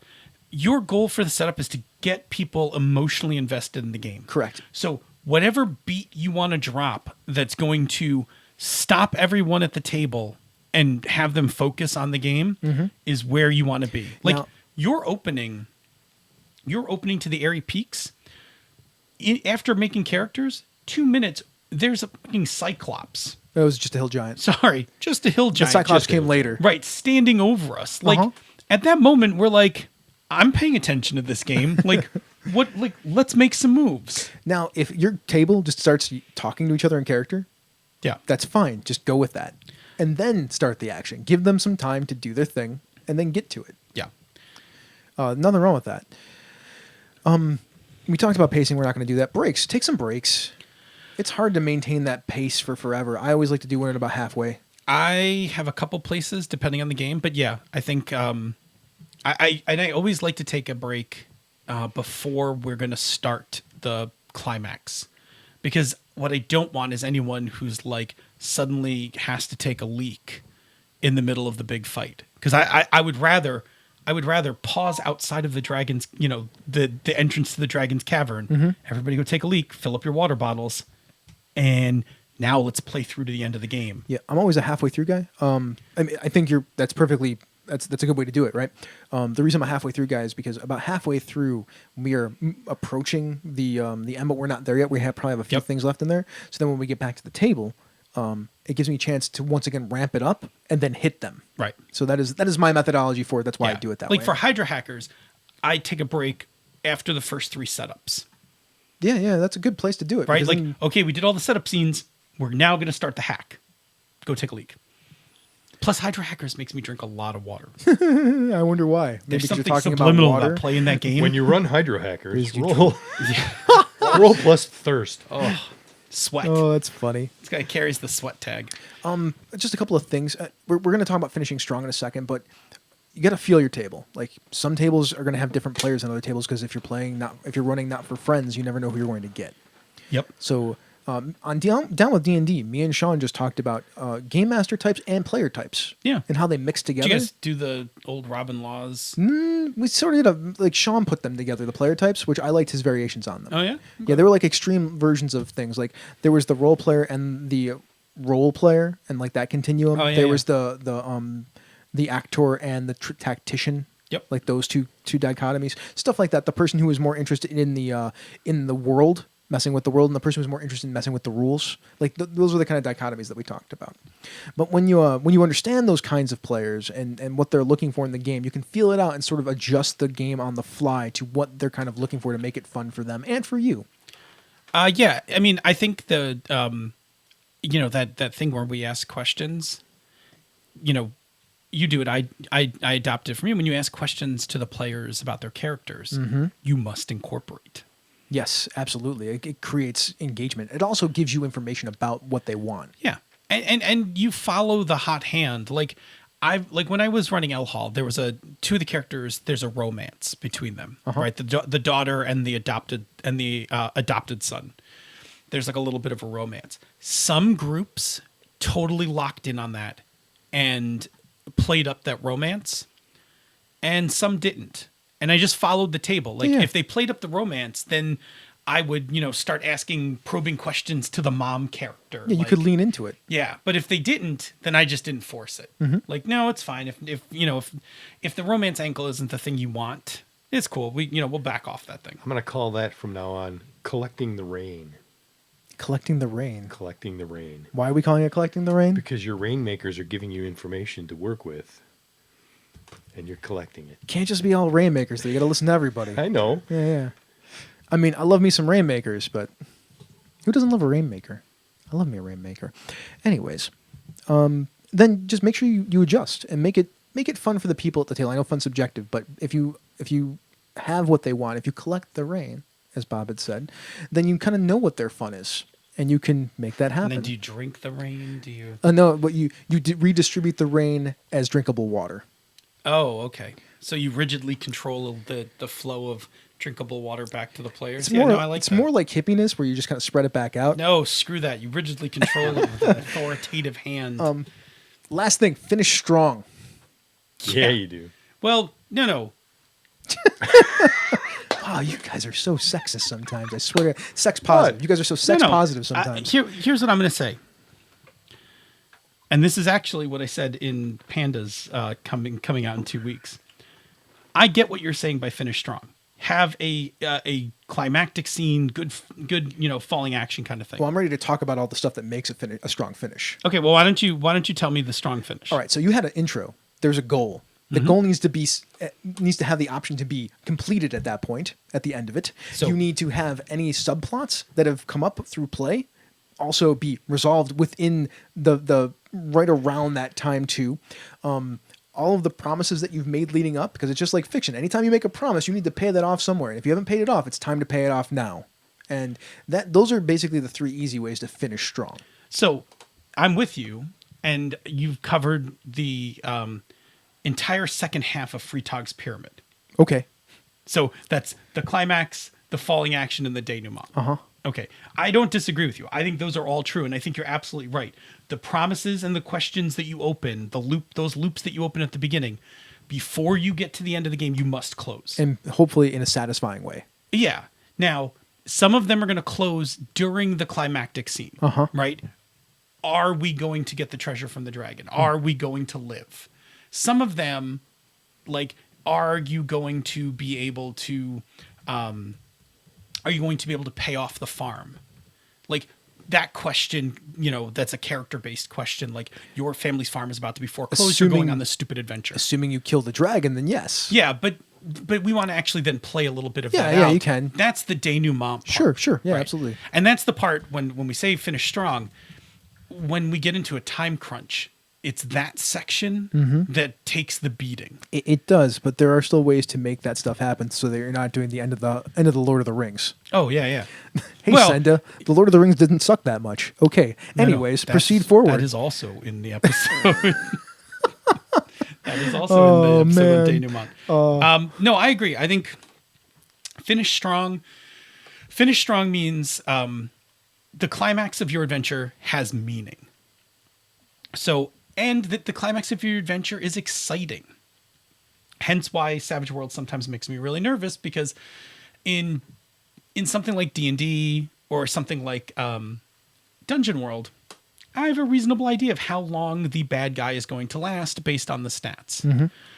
I don't always have that same security in a Savage Worlds game. It's true. And I've seen some shit happen at tables, which sometimes your Savage World game is like, well, somebody just one-shotted the bad guy for 44 points of damage, and no amount of bennies I have can save that guy's ass. That just happened. I just own it at that point. Like, well, he's dead, fight the lieutenants. Like, that's as good as we're gonna get. But anyway, a good strong climax that has meaning, that answers some of our big questions, and preferably, if time is permitting, a good denouement. And I will say there are a couple places where a good denouement is really necessary. Games with high emotional factors. So if you're playing something that's got bleed, like Monster Hearts, you're gonna want some of that denouement time for people to kind of process through their emotions, debrief, that kind of thing. If you're playing something more actiony, if you have to cut into that denouement, it's not as really as big of a deal. But if you're playing something with more emotion, more oomph, you want that chance to kind of let those feelings go and talk to the people. Because if you've had like a really charged session, and like, let's say you and I are strangers and we had like this really tense kind of crazy interaction during the course of the game, if we're running late and all of a sudden you're like, I gotta go, like, I may not be able to finish, like, I may not be able to emotionally close those loops. It's true. Game wise.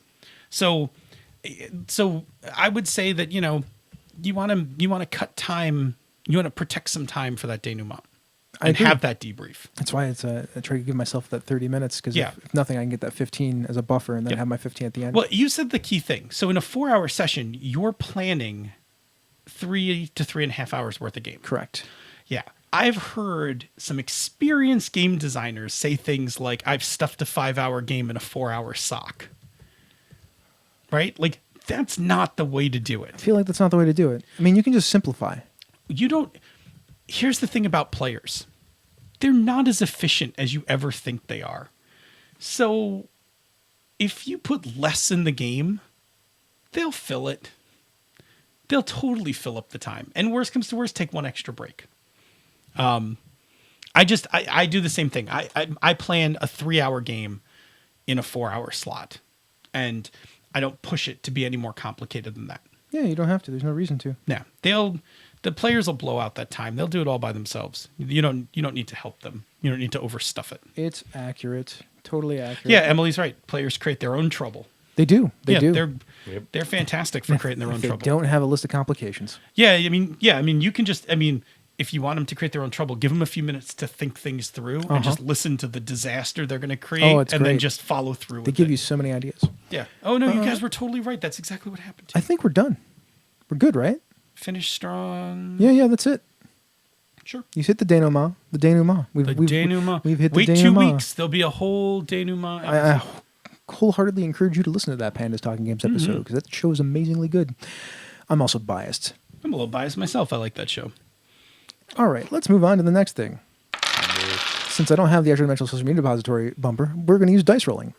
All right, we're talking about getting healthy. It's the Get Healthy section because Bob is back and he stuck it in the notes. So we're going to do that. Somebody want to tell me about their health these days? I'm a fucking wreck. Hey, man, I hopped on the scale.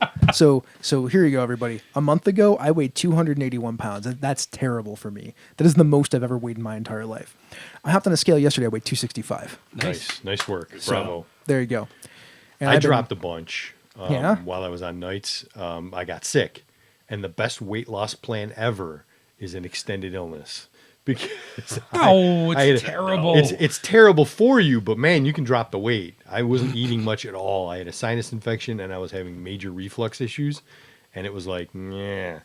But I got almost down to my goal weight and so close, and then I bounced back up again. But It's a process, you know. The thing is, you got to stick with it.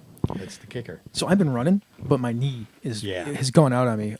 Luckily, Sean Nicholson, he said I should look into glucosamine with MSM, which should hopefully help my knees. Which I'm going to pick some of that up and see how that goes, because I read some articles about it, and it looks like those two things together really help with knee pain and helping strengthen up that stuff around there. I've also been doing leg exercises that I can. Since I haven't been able to run, so like today I did 150 crunches and 50 push-ups. That's good. Awesome. So I mean that wasn't too shabby. So I'm pushing at it pretty hard, and I want to be healthier. I want to be better.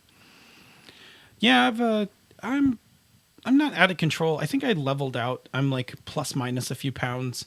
I just haven't done any of the positive stuff I should be doing. I'm not walking, meditating, stretching. I kind of doubled down on all my stress from work and encoded and stuff. So I think it probably means that after QCC, I have to like not do some. We'll do it together. No, I got to not do some encoded stuff. I think I need to take an encoded vacation. Yeah, man, just get some exercise. No, I've been going pretty nonstop on Hydra Hackers. I mean, in the last couple of months, I went through 3 sprints. Yeah, you really have done a lot. Yeah. Maybe you need a break. So, That makes sense. oh, there's somebody's got a question for Sean. Okay. Well, I'm looking at the question. Well, I will. Health-wise, things are up and down. The back injury wasn't helping me at all. Question. Not seeing. There's not a question yet. Somebody said they had a question. Somebody who I don't recognize. So, what I've been doing is splitting my meals. So if I ever go out for dinner, I'm only eating half and taking the other half for lunch, usually at work the next day. Which is usually an easy thing to do because most restaurants anywhere give you way too much food. Yeah, Yeah. my meals. Anytime I've gotten a meal with somebody out or anything like that, it ends up turning into 2 or 3 meals for me now. Oh, I'm sorry. We'll need the band hammer. Yeah, you should go banhammer that guy. Thank you, appreciate it. Go ahead, continue. The second thing I've realized is I know that when I get into back pain, the two things are happening. I'm either not stretching, like you guys talk about, or I'm not taking care of myself in general and put on too much weight. So as soon as that back pain comes in, I know 3 things I have to do. I have to keep moving. So I try to make sure I don't sit at work as much. So I'm standing, and which doesn't always feel the best, but it helps over time build up your strength. And I stretch throughout the day. Like people sort of laugh when they see this 6'6", 270-pound guy doing yoga stretches on the sales floor behind the register. That's fun. But I've been doing retail since I was 16, so it's over almost 30 years on the floor between multiple jobs, and over time that just beats up your joints, your feet, your back, your neck, and you have to do something to take care of yourself. Yeah. Our work, they distributed a sheet of 2-minute, I think it was 2-minute or 1-minute exercises. And there's like a whole list. There's like neck and shoulder, there's wrist and arm stuff, there's leg stuff. And literally you just could be sitting at your desk, and I have it pinned on my cork board next to my monitor. And sometimes I'll just look over it and go, oh, I can do those neck exercises right now. And I'll do the neck stretches and stuff. And it just helps keep things, because stuff tightens up when you just sit there in front of a computer all day. It's true. It's true. If I was doing any of that stuff whatsoever. Are we moving on now? Yeah, you can All move right, on. cool. Yeah. Real quick, Jared Rasher had an article, a review up on Gnome Stew.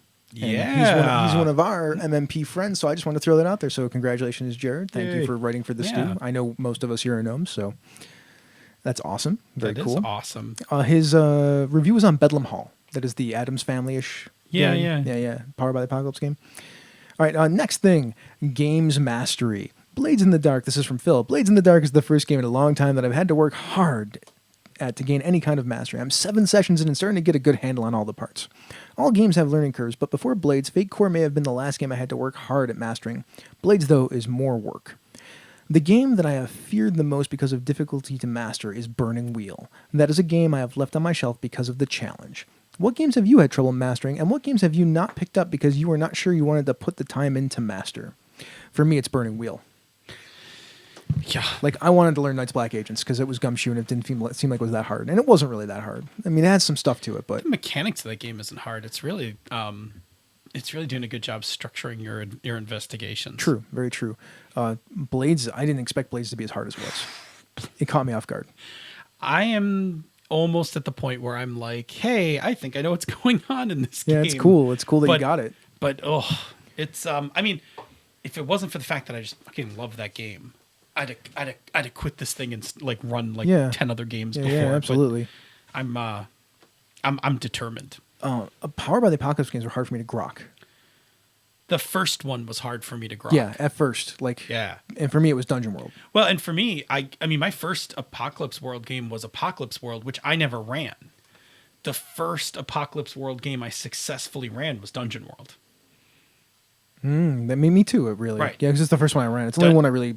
I mean, I like running masks now too, but those are the two that I really enjoy running. We talked about that a long time ago on the show, and I think our conclusion was, it was easier to run Dungeon World than Apocalypse World because you didn't have to juggle the setting. Because the setting was fantasy, and it was tropey fantasy, and so it was like, well, I don't have to do any work to keep that under control. It's one of the most widely known things. Yeah, like that's the thing we talked about a while ago was like, well, I really can just focus on how a Powered by the Apocalypse games runs because I totally know how to do a dungeon crawl. And I think that was true because once I got that game down, for me to jump to another one was really like, all right, what's different about your game? Well, yeah, I mean, once you understand the concept, yes, because this concept of the fiction first and making moves and stuff like that was really weird a while ago. It's not anymore. Aspects were a little weird for me to wrap my head around for a bit. You and I mastered aspects together. Yeah. Yes, I remember the both of us like. We thought they were more complicated than they were, and really they just serve multiple purposes, which is what we figured out. Like, yeah, when we finally got to that duality of. I mean, they're always true. They're always true. They're mechanical and narrative. Yeah, they give you fictional positioning, and you can use fate points to give you bonuses by using them in the fiction. Yeah. Some people said Marvel Heroic. Some people said the Fantasy Flight System. Somebody said Rogue Trader. A lot of people said Blades. Blood Red Sands, which I don't know that game. Blood Red Sands is a game that, because it has PvP components, I've always shied away from. But it is. There's a good. Did somebody put the description of it? Yeah. You want to read it? Somebody said it was competitive Dark Sun. It's Jason Pitt. Yeah. So here, Jason Pitt, competitive Dark Sun with aspects, rotating player roles, and long-term elimination processes. Total gearhead fodder. That's what he said. Yeah, Ralph Mazza, who was the... Ralph Mazza showed up and said something. Yeah, Ralph Mazza's the author of Universalis. And kind of goes back a little bit Forge-wise. He was there like an early... He was like an early Forge guy. Mm-hmm. Yeah, it's really interesting. I heard an interview for it when it was still in Kickstarter. Yeah? Yeah, it's interesting. And I get why it's got some gears to it. So, yeah. Lonnie Spangler said the hardest game for him to master was the hero system. I can imagine that. I can imagine that. Doesn't seem like a stretch of the imagination. Yeah, not at all. That book is, what was it? 5th edition Hero is like super giant. Yeah. It even makes DCC look small. I've never played Hero, so I don't know. I don't know if the rules are complicated or if there's just a billion powers. It's a little of both. Makes sense. There's a lot of character lift in that game, but there's also a lot of number crunching. Sure. Yeah, and as I remember, because Hero's the system that powers champions, Bob, I think you've played early champions. Yep. Many much dice. Oh yeah. Yeah. All right. So that's it then. We're done. I feel like we're done. I don't feel tardy. I feel like we're done. I think we're good. We're good. I think we're good. Sean, The thanks for return of being Bob. See that? So, Sean, thanks for being here. Thanks Yes. for having me. Sorry that we kind of like talked nonstop. I'm pretty excited tonight. I don't know why. I like doing the show. I mean, I always like doing the show. Yeah. This is like the island of, this is like that little reprieve no matter how shitty my week is. Like, I know too. I'm like, well, it's recording night. Put a mic in front of my face. I love to talk. I'm excited. I'm excited for QCC. Like, a good number of our chat room friends are going to be there. I know, isn't it cool? Super excited. So many of those people are going to be hanging out with us in 4 days. I know. It's awesome. I'm looking forward to. If I haven't met you, please come up and introduce yourself to me. All right, before we go, exactly, Patreon shoutouts: Miko Froelich, Eric Simon, who I'll be bunking with for a little while, Sean Kelly, Jim McClure, and the Old School DM. Well, with that, thank you everyone so much for listening. If you are free Tuesday evenings, 8:45 p.m. Eastern, 6:45 p.m. the Queen's Time, come join us live on the Twitch, where you can chat with other listeners in our ever awesome chat room for life. Be nice, or you will get the ban hammer. And ask us some questions. Yeah, if you can't make it to the live show, check out our podcast each week wherever you get your podcasts, and take a listen to some of the other amazing shows in the Misdirected Mark Network, such as Down with D&D, Threats from Gallifrey, Advantaged Inside Pandas Talking Games, Cypher Speak with Darcy and Troy, the Gnome Cast, the Wednesday Evening Podcast All-Stars, and Hobbs and Friends of the OSR. You can and should also check out some of our brother and sister podcasts, She's a Super Geek, The Knights of the Night, and the always amazing Gaming and BS. After you have listened to the show, leave us some feedback. You can reach us directly, Chris at misdirectedmark.com, Phil at misdirectedmark.com. Oh, I'm so excited to say the next part. Bob at misdirectedmark.com. Check out our Facebook group. Hit us up on Twitter at misdirectedmark, at Robert M. Everson, at The Light 101. Where you can get your smooth jazz. I didn't even do whatever I feel mine. like putting up there. At DNA Phil. Come on, you And At Edge0618. just walk right over my Twitterness. I did The Light 101. Yeah, but I didn't get to do my smooth jazz thing. Doo-doo-doo. Yeah, that's the fine. smooth That's jazz. cool. Yeah. That's fine. I understand. As Aw. always, check out the epicenter of our social media empire, our G+ community. It is an amazing space and place, and it's growing all the time. I can't wait till we get to 400. We're at like 385 last time I checked, and I clear that sucker for bots and things like that all the time. So That's it's like 385 pure. yeah. Nice. Well, if you like what we do here and on other shows in the Misdirected Mark Network, you can support our Patreon campaign at patreon.com/MMP. Patrons get access to the after show, pre-production show notes, musical parodies, the Pandas Talking Games bonus outtakes, D&D offerings whenever I feel like putting them out there, which isn't always super often I can lately. tell you in a few weeks, gonna be a little Love and Justice. Oh, that's exciting.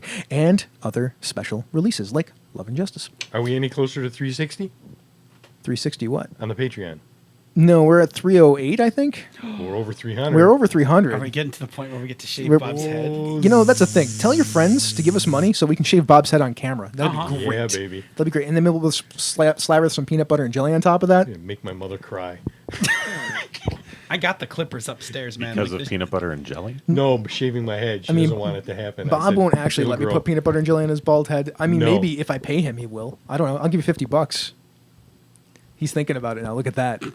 If there's money involved, See, that's a different thing. I have money. every Like, man has his price, yeah, right? everyone has his price. Anyways, this has been a Misdirected Mark production, the media arm of the always and amazing ever encoded designs. Don't know where I was going with that. Anyways, a mic drop. we out. Do do do do do do do do do do do do do do. Welcome to the after show. The after show. The after show. The after show. Hey. Well, that was good for no notes really whatsoever.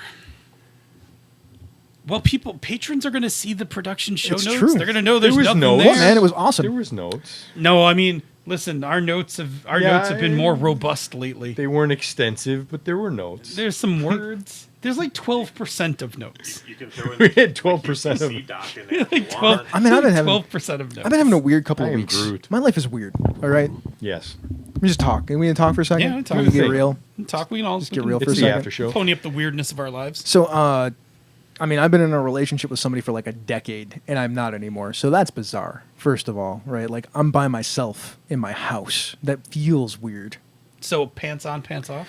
No, I usually to help myself because I've been kind of going out of my mind lately. I've started giving myself more of a structured routine. Like when I get up or I am at home in the morning, I will go and I will hop in the shower. Pretty much, I'll exercise first.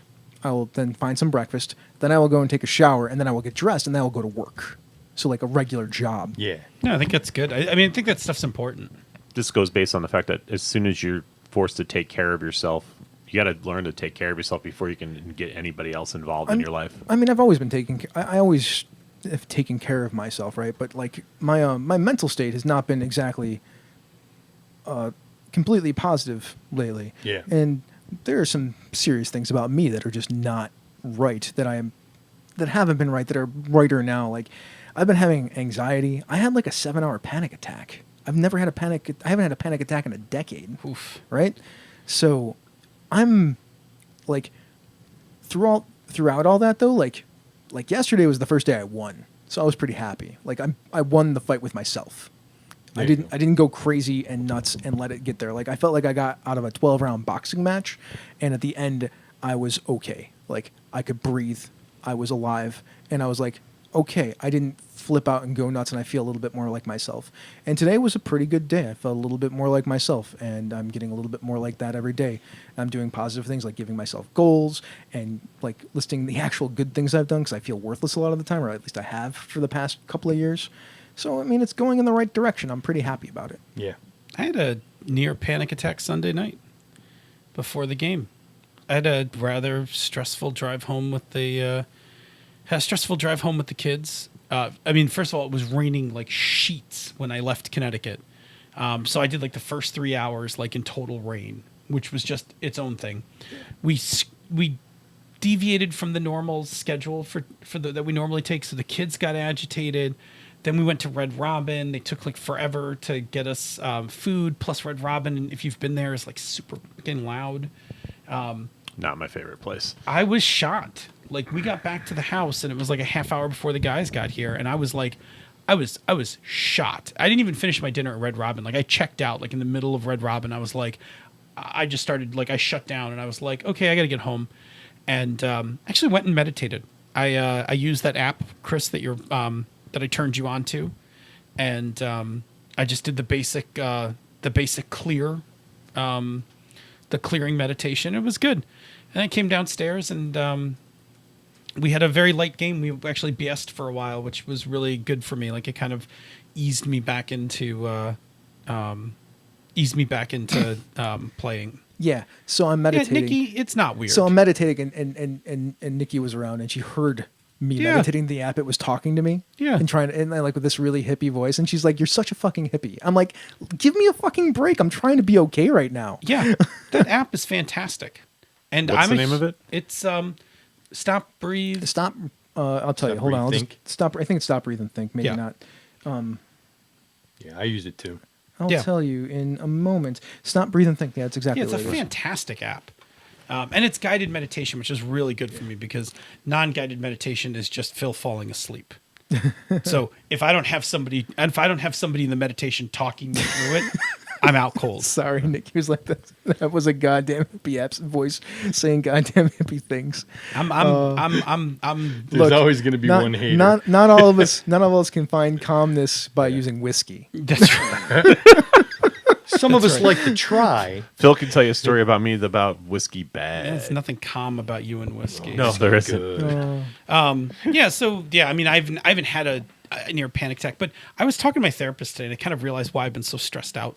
So for like the last 8 weeks, I've been doing this this agile project where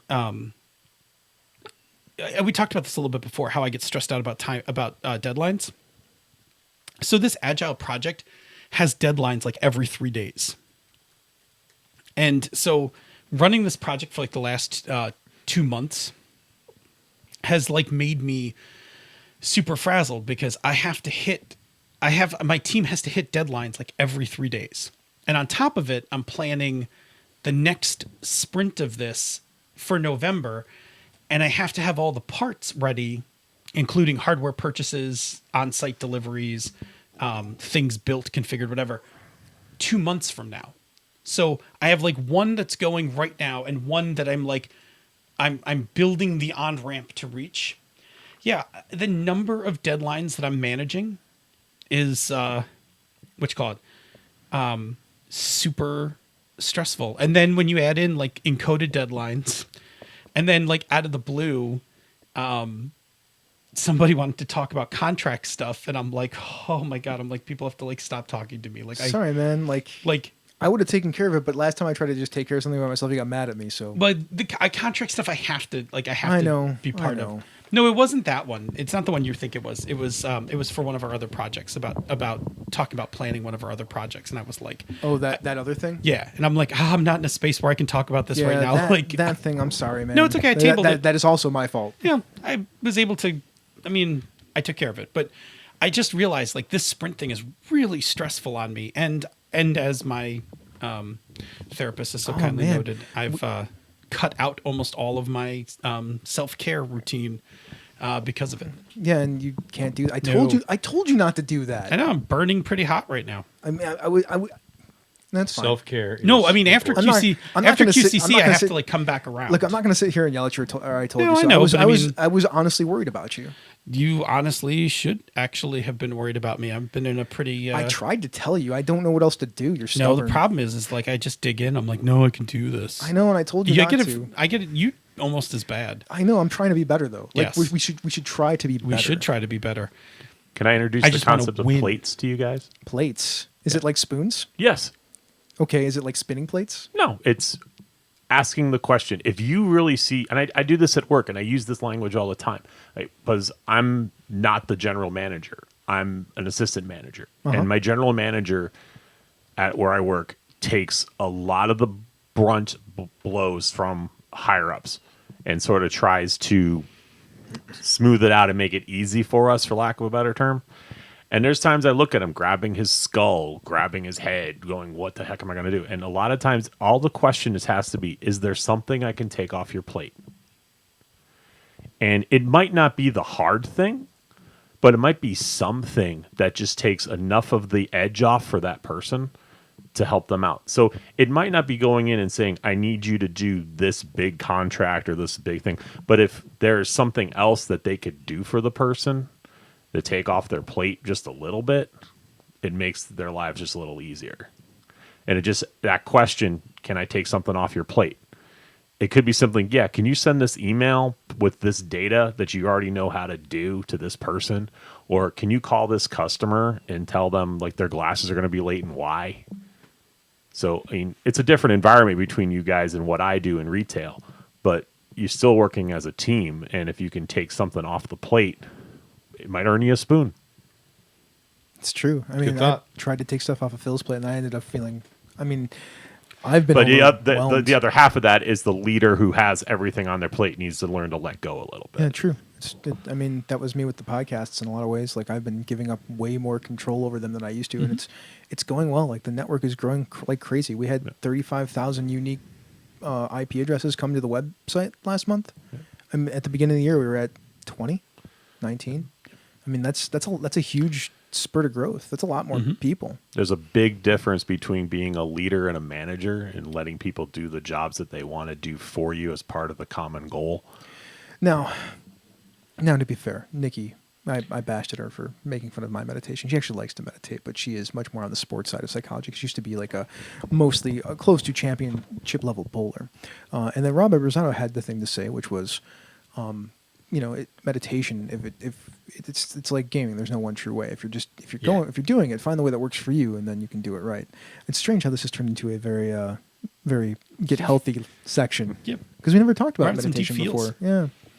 Meditation started for me in martial arts when I was like 12. Yeah, there you go. And it was about focusing on a center point, escaping all outside thoughts, which when you're 12, you're like, okay, I can focus on a dot.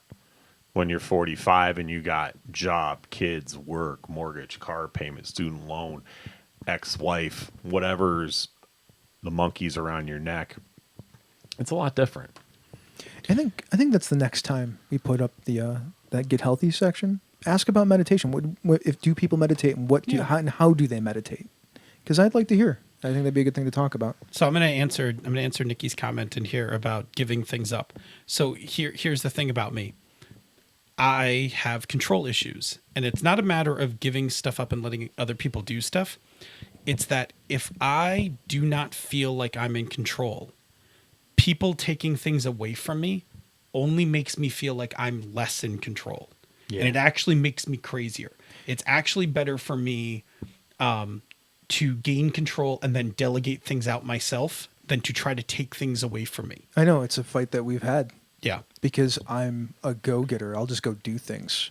and that Yeah. feels like me taking stuff away from you. Yeah, if I feel out of so specifically for me, it's the out of control feeling. If I feel out of control, like I don't have a handle on what's going on, it's really hard to be like, oh, I'm going to take this thing away from you, because then it's like, no, I don't have all the things corralled. You can't take that thing away yet.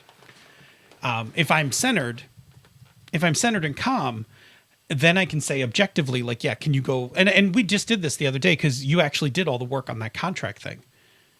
I was just like, here's exactly what I need you to go do. Go, And then I did it. yeah, go do this thing. And I was able to be like, I'm in enough control to be able to hand this thing off because I trust you'll get it done. I just need to tell you. And my anti-authoritarianism attitude that I have sometimes, I don't think I'm ever going to get you to change, so I need to change, and that's okay. Yeah, I mean, it's a I mean, I would love for you to get over that because I don't think it's good for you. Is this a misdirect or what? Not misdirected. A misdirected Mark. Moment. No, well, not just a moment, but there's the game. I'm trying to think of the game. Misspent Youth bromance episode. Sure, why not? I mean, I think it's part of your strongest. Like it's a strength you have, but it also is a detriment to you. And I don't know how you go about making that better for you, or if you just try to live with it for the rest of your life and let it drive you crazy. the problem is that the positives have so far grossly outweighed the negatives. Like, Doesn't mean that stuff goes away if you start getting rid of it, though. yeah, I Like, mean, there's a balance. There's a balance to it. I mean, Yeah. I require a certain amount of control in my life in order for me to relinquish. That's really the balancing act. I need to be at a certain level of control, and then I'm like, yes, I don't have to worry about that, and I can let things go.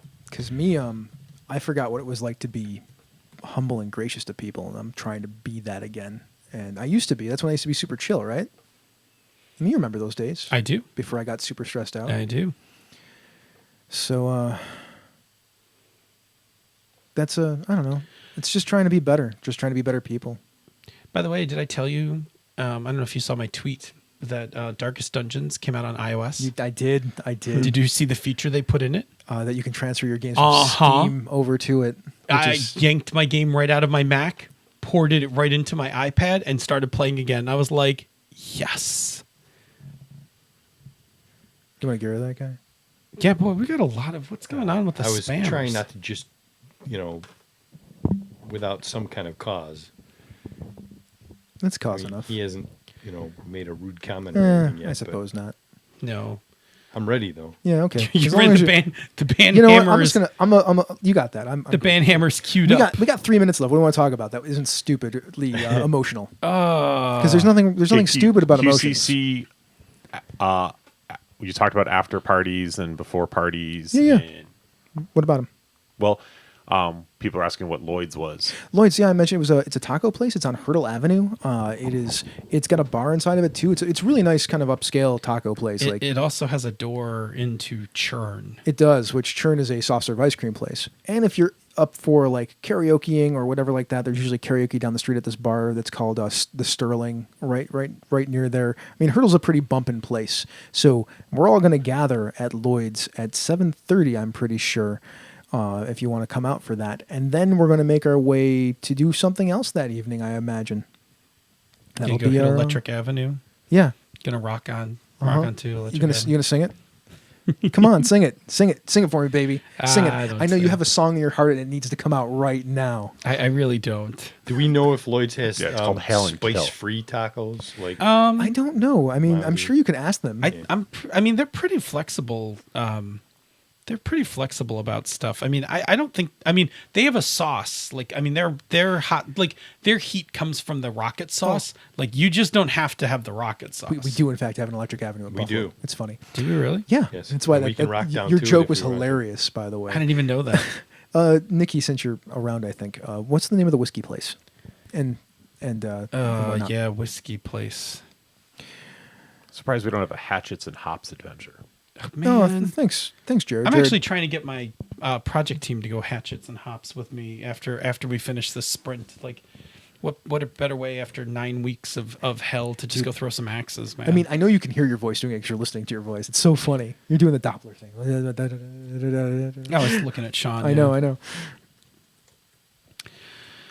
Yeah. Yes, Avi, we're going to hang out with the It's Like D&D crowd. In fact, Phil and them are like friends and whatnot. And I can't wait to meet Kate. She's fascinating. Yeah. I mean, I got to meet Kate at Dreamation, and Rob and Rach I've known now from the past few QCCs. In fact, it was Rob who taught me how to play swords.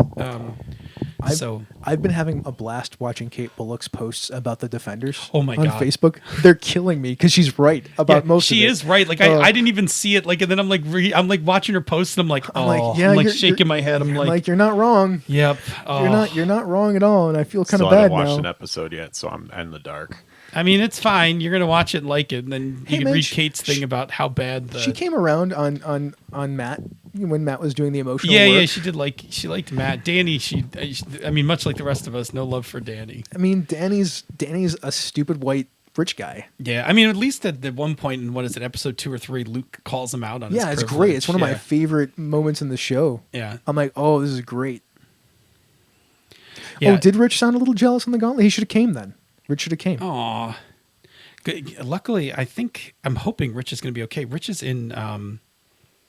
Rich. So. Oh, hey. For our listeners, anyone who's in the Florida area, like or the Houston area, to be honest, Yeah. like I mean, the Houston area I think is past the Florida area. I saw some scary shit about that Irma thing today. Yeah. Like, Yeah, did you Irma hear? is not good. Did you hear that? What is it? Seismic detectors are now picking that hurricane up.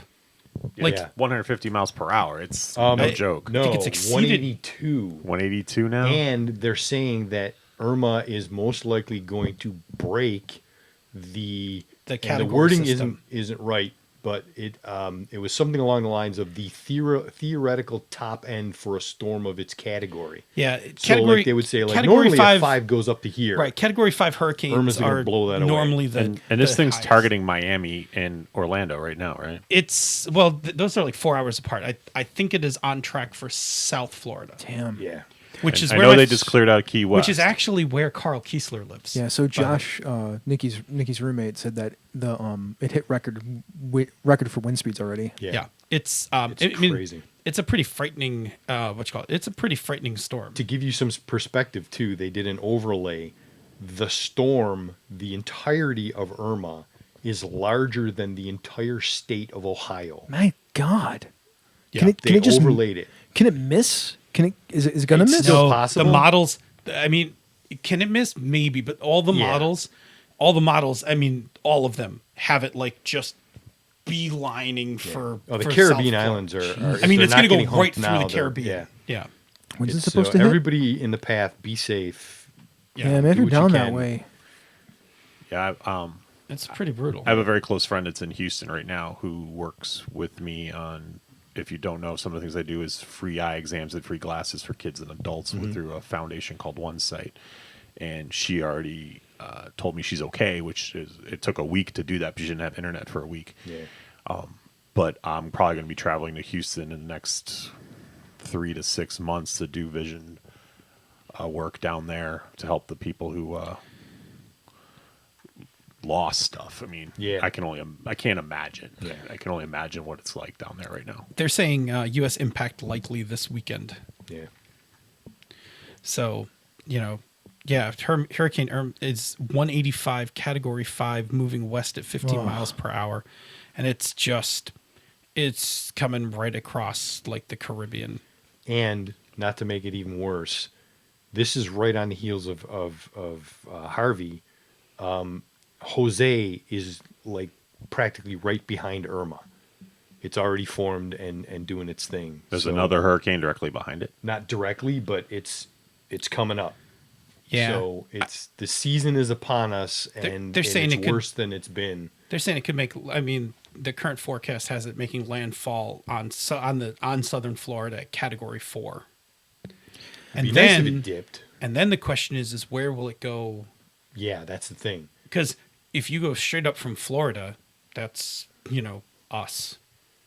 Well, true. yeah, we would definitely feel some of the effects of that. I mean, we're gonna Yeah, get some rain. Yeah. I'm hoping it takes a right turn. Look, man. But- Like, this is what, like, we get hit with snow all the time, and then it floods around here. Like, I feel like we can handle a lot of rain real quick. I mean, we have. I mean, in the past, Yeah, in the past, we've had hurricane remnants rip through here. Yeah. I mean, there was one. I mean, the first time I bought a wet vac was, God, I can't even remember which storm it was, but it came off the Gulf, and the chunk of it came through Buffalo and flooded my basement, flooded most of Buffalo. Oh, obviously, like, we're a long way north from Florida, and we are, like, but we get hit with them, with the remnants sometimes. Yeah, like and we'll get. it's I not a mean, big yeah, we deal. get the. You know, after it breaks up and it's like, you know, a tropical depression or something like Yeah, that thing we'll drifts. get some pretty wicked storms. Eloy is Nothing near Tampa, right? actual, you know, hurricane-like, but we get some pretty wicked storms from the effects, yeah. So anyway, we about ready to blow out? Yeah, we should get out of here. All right. Chat room, awesome seeing you. Love you guys. Glad to be back. Next week, gratuitous QCC recap episode. Yeah, probably. Because that. we won't be writing anything this week. We might come up. I might come up with something like that. Yeah. All right, you folks, be good. Bye, and we'll see you next week. Bye, And everyone. At the QCC, if you're going to be there. Bye.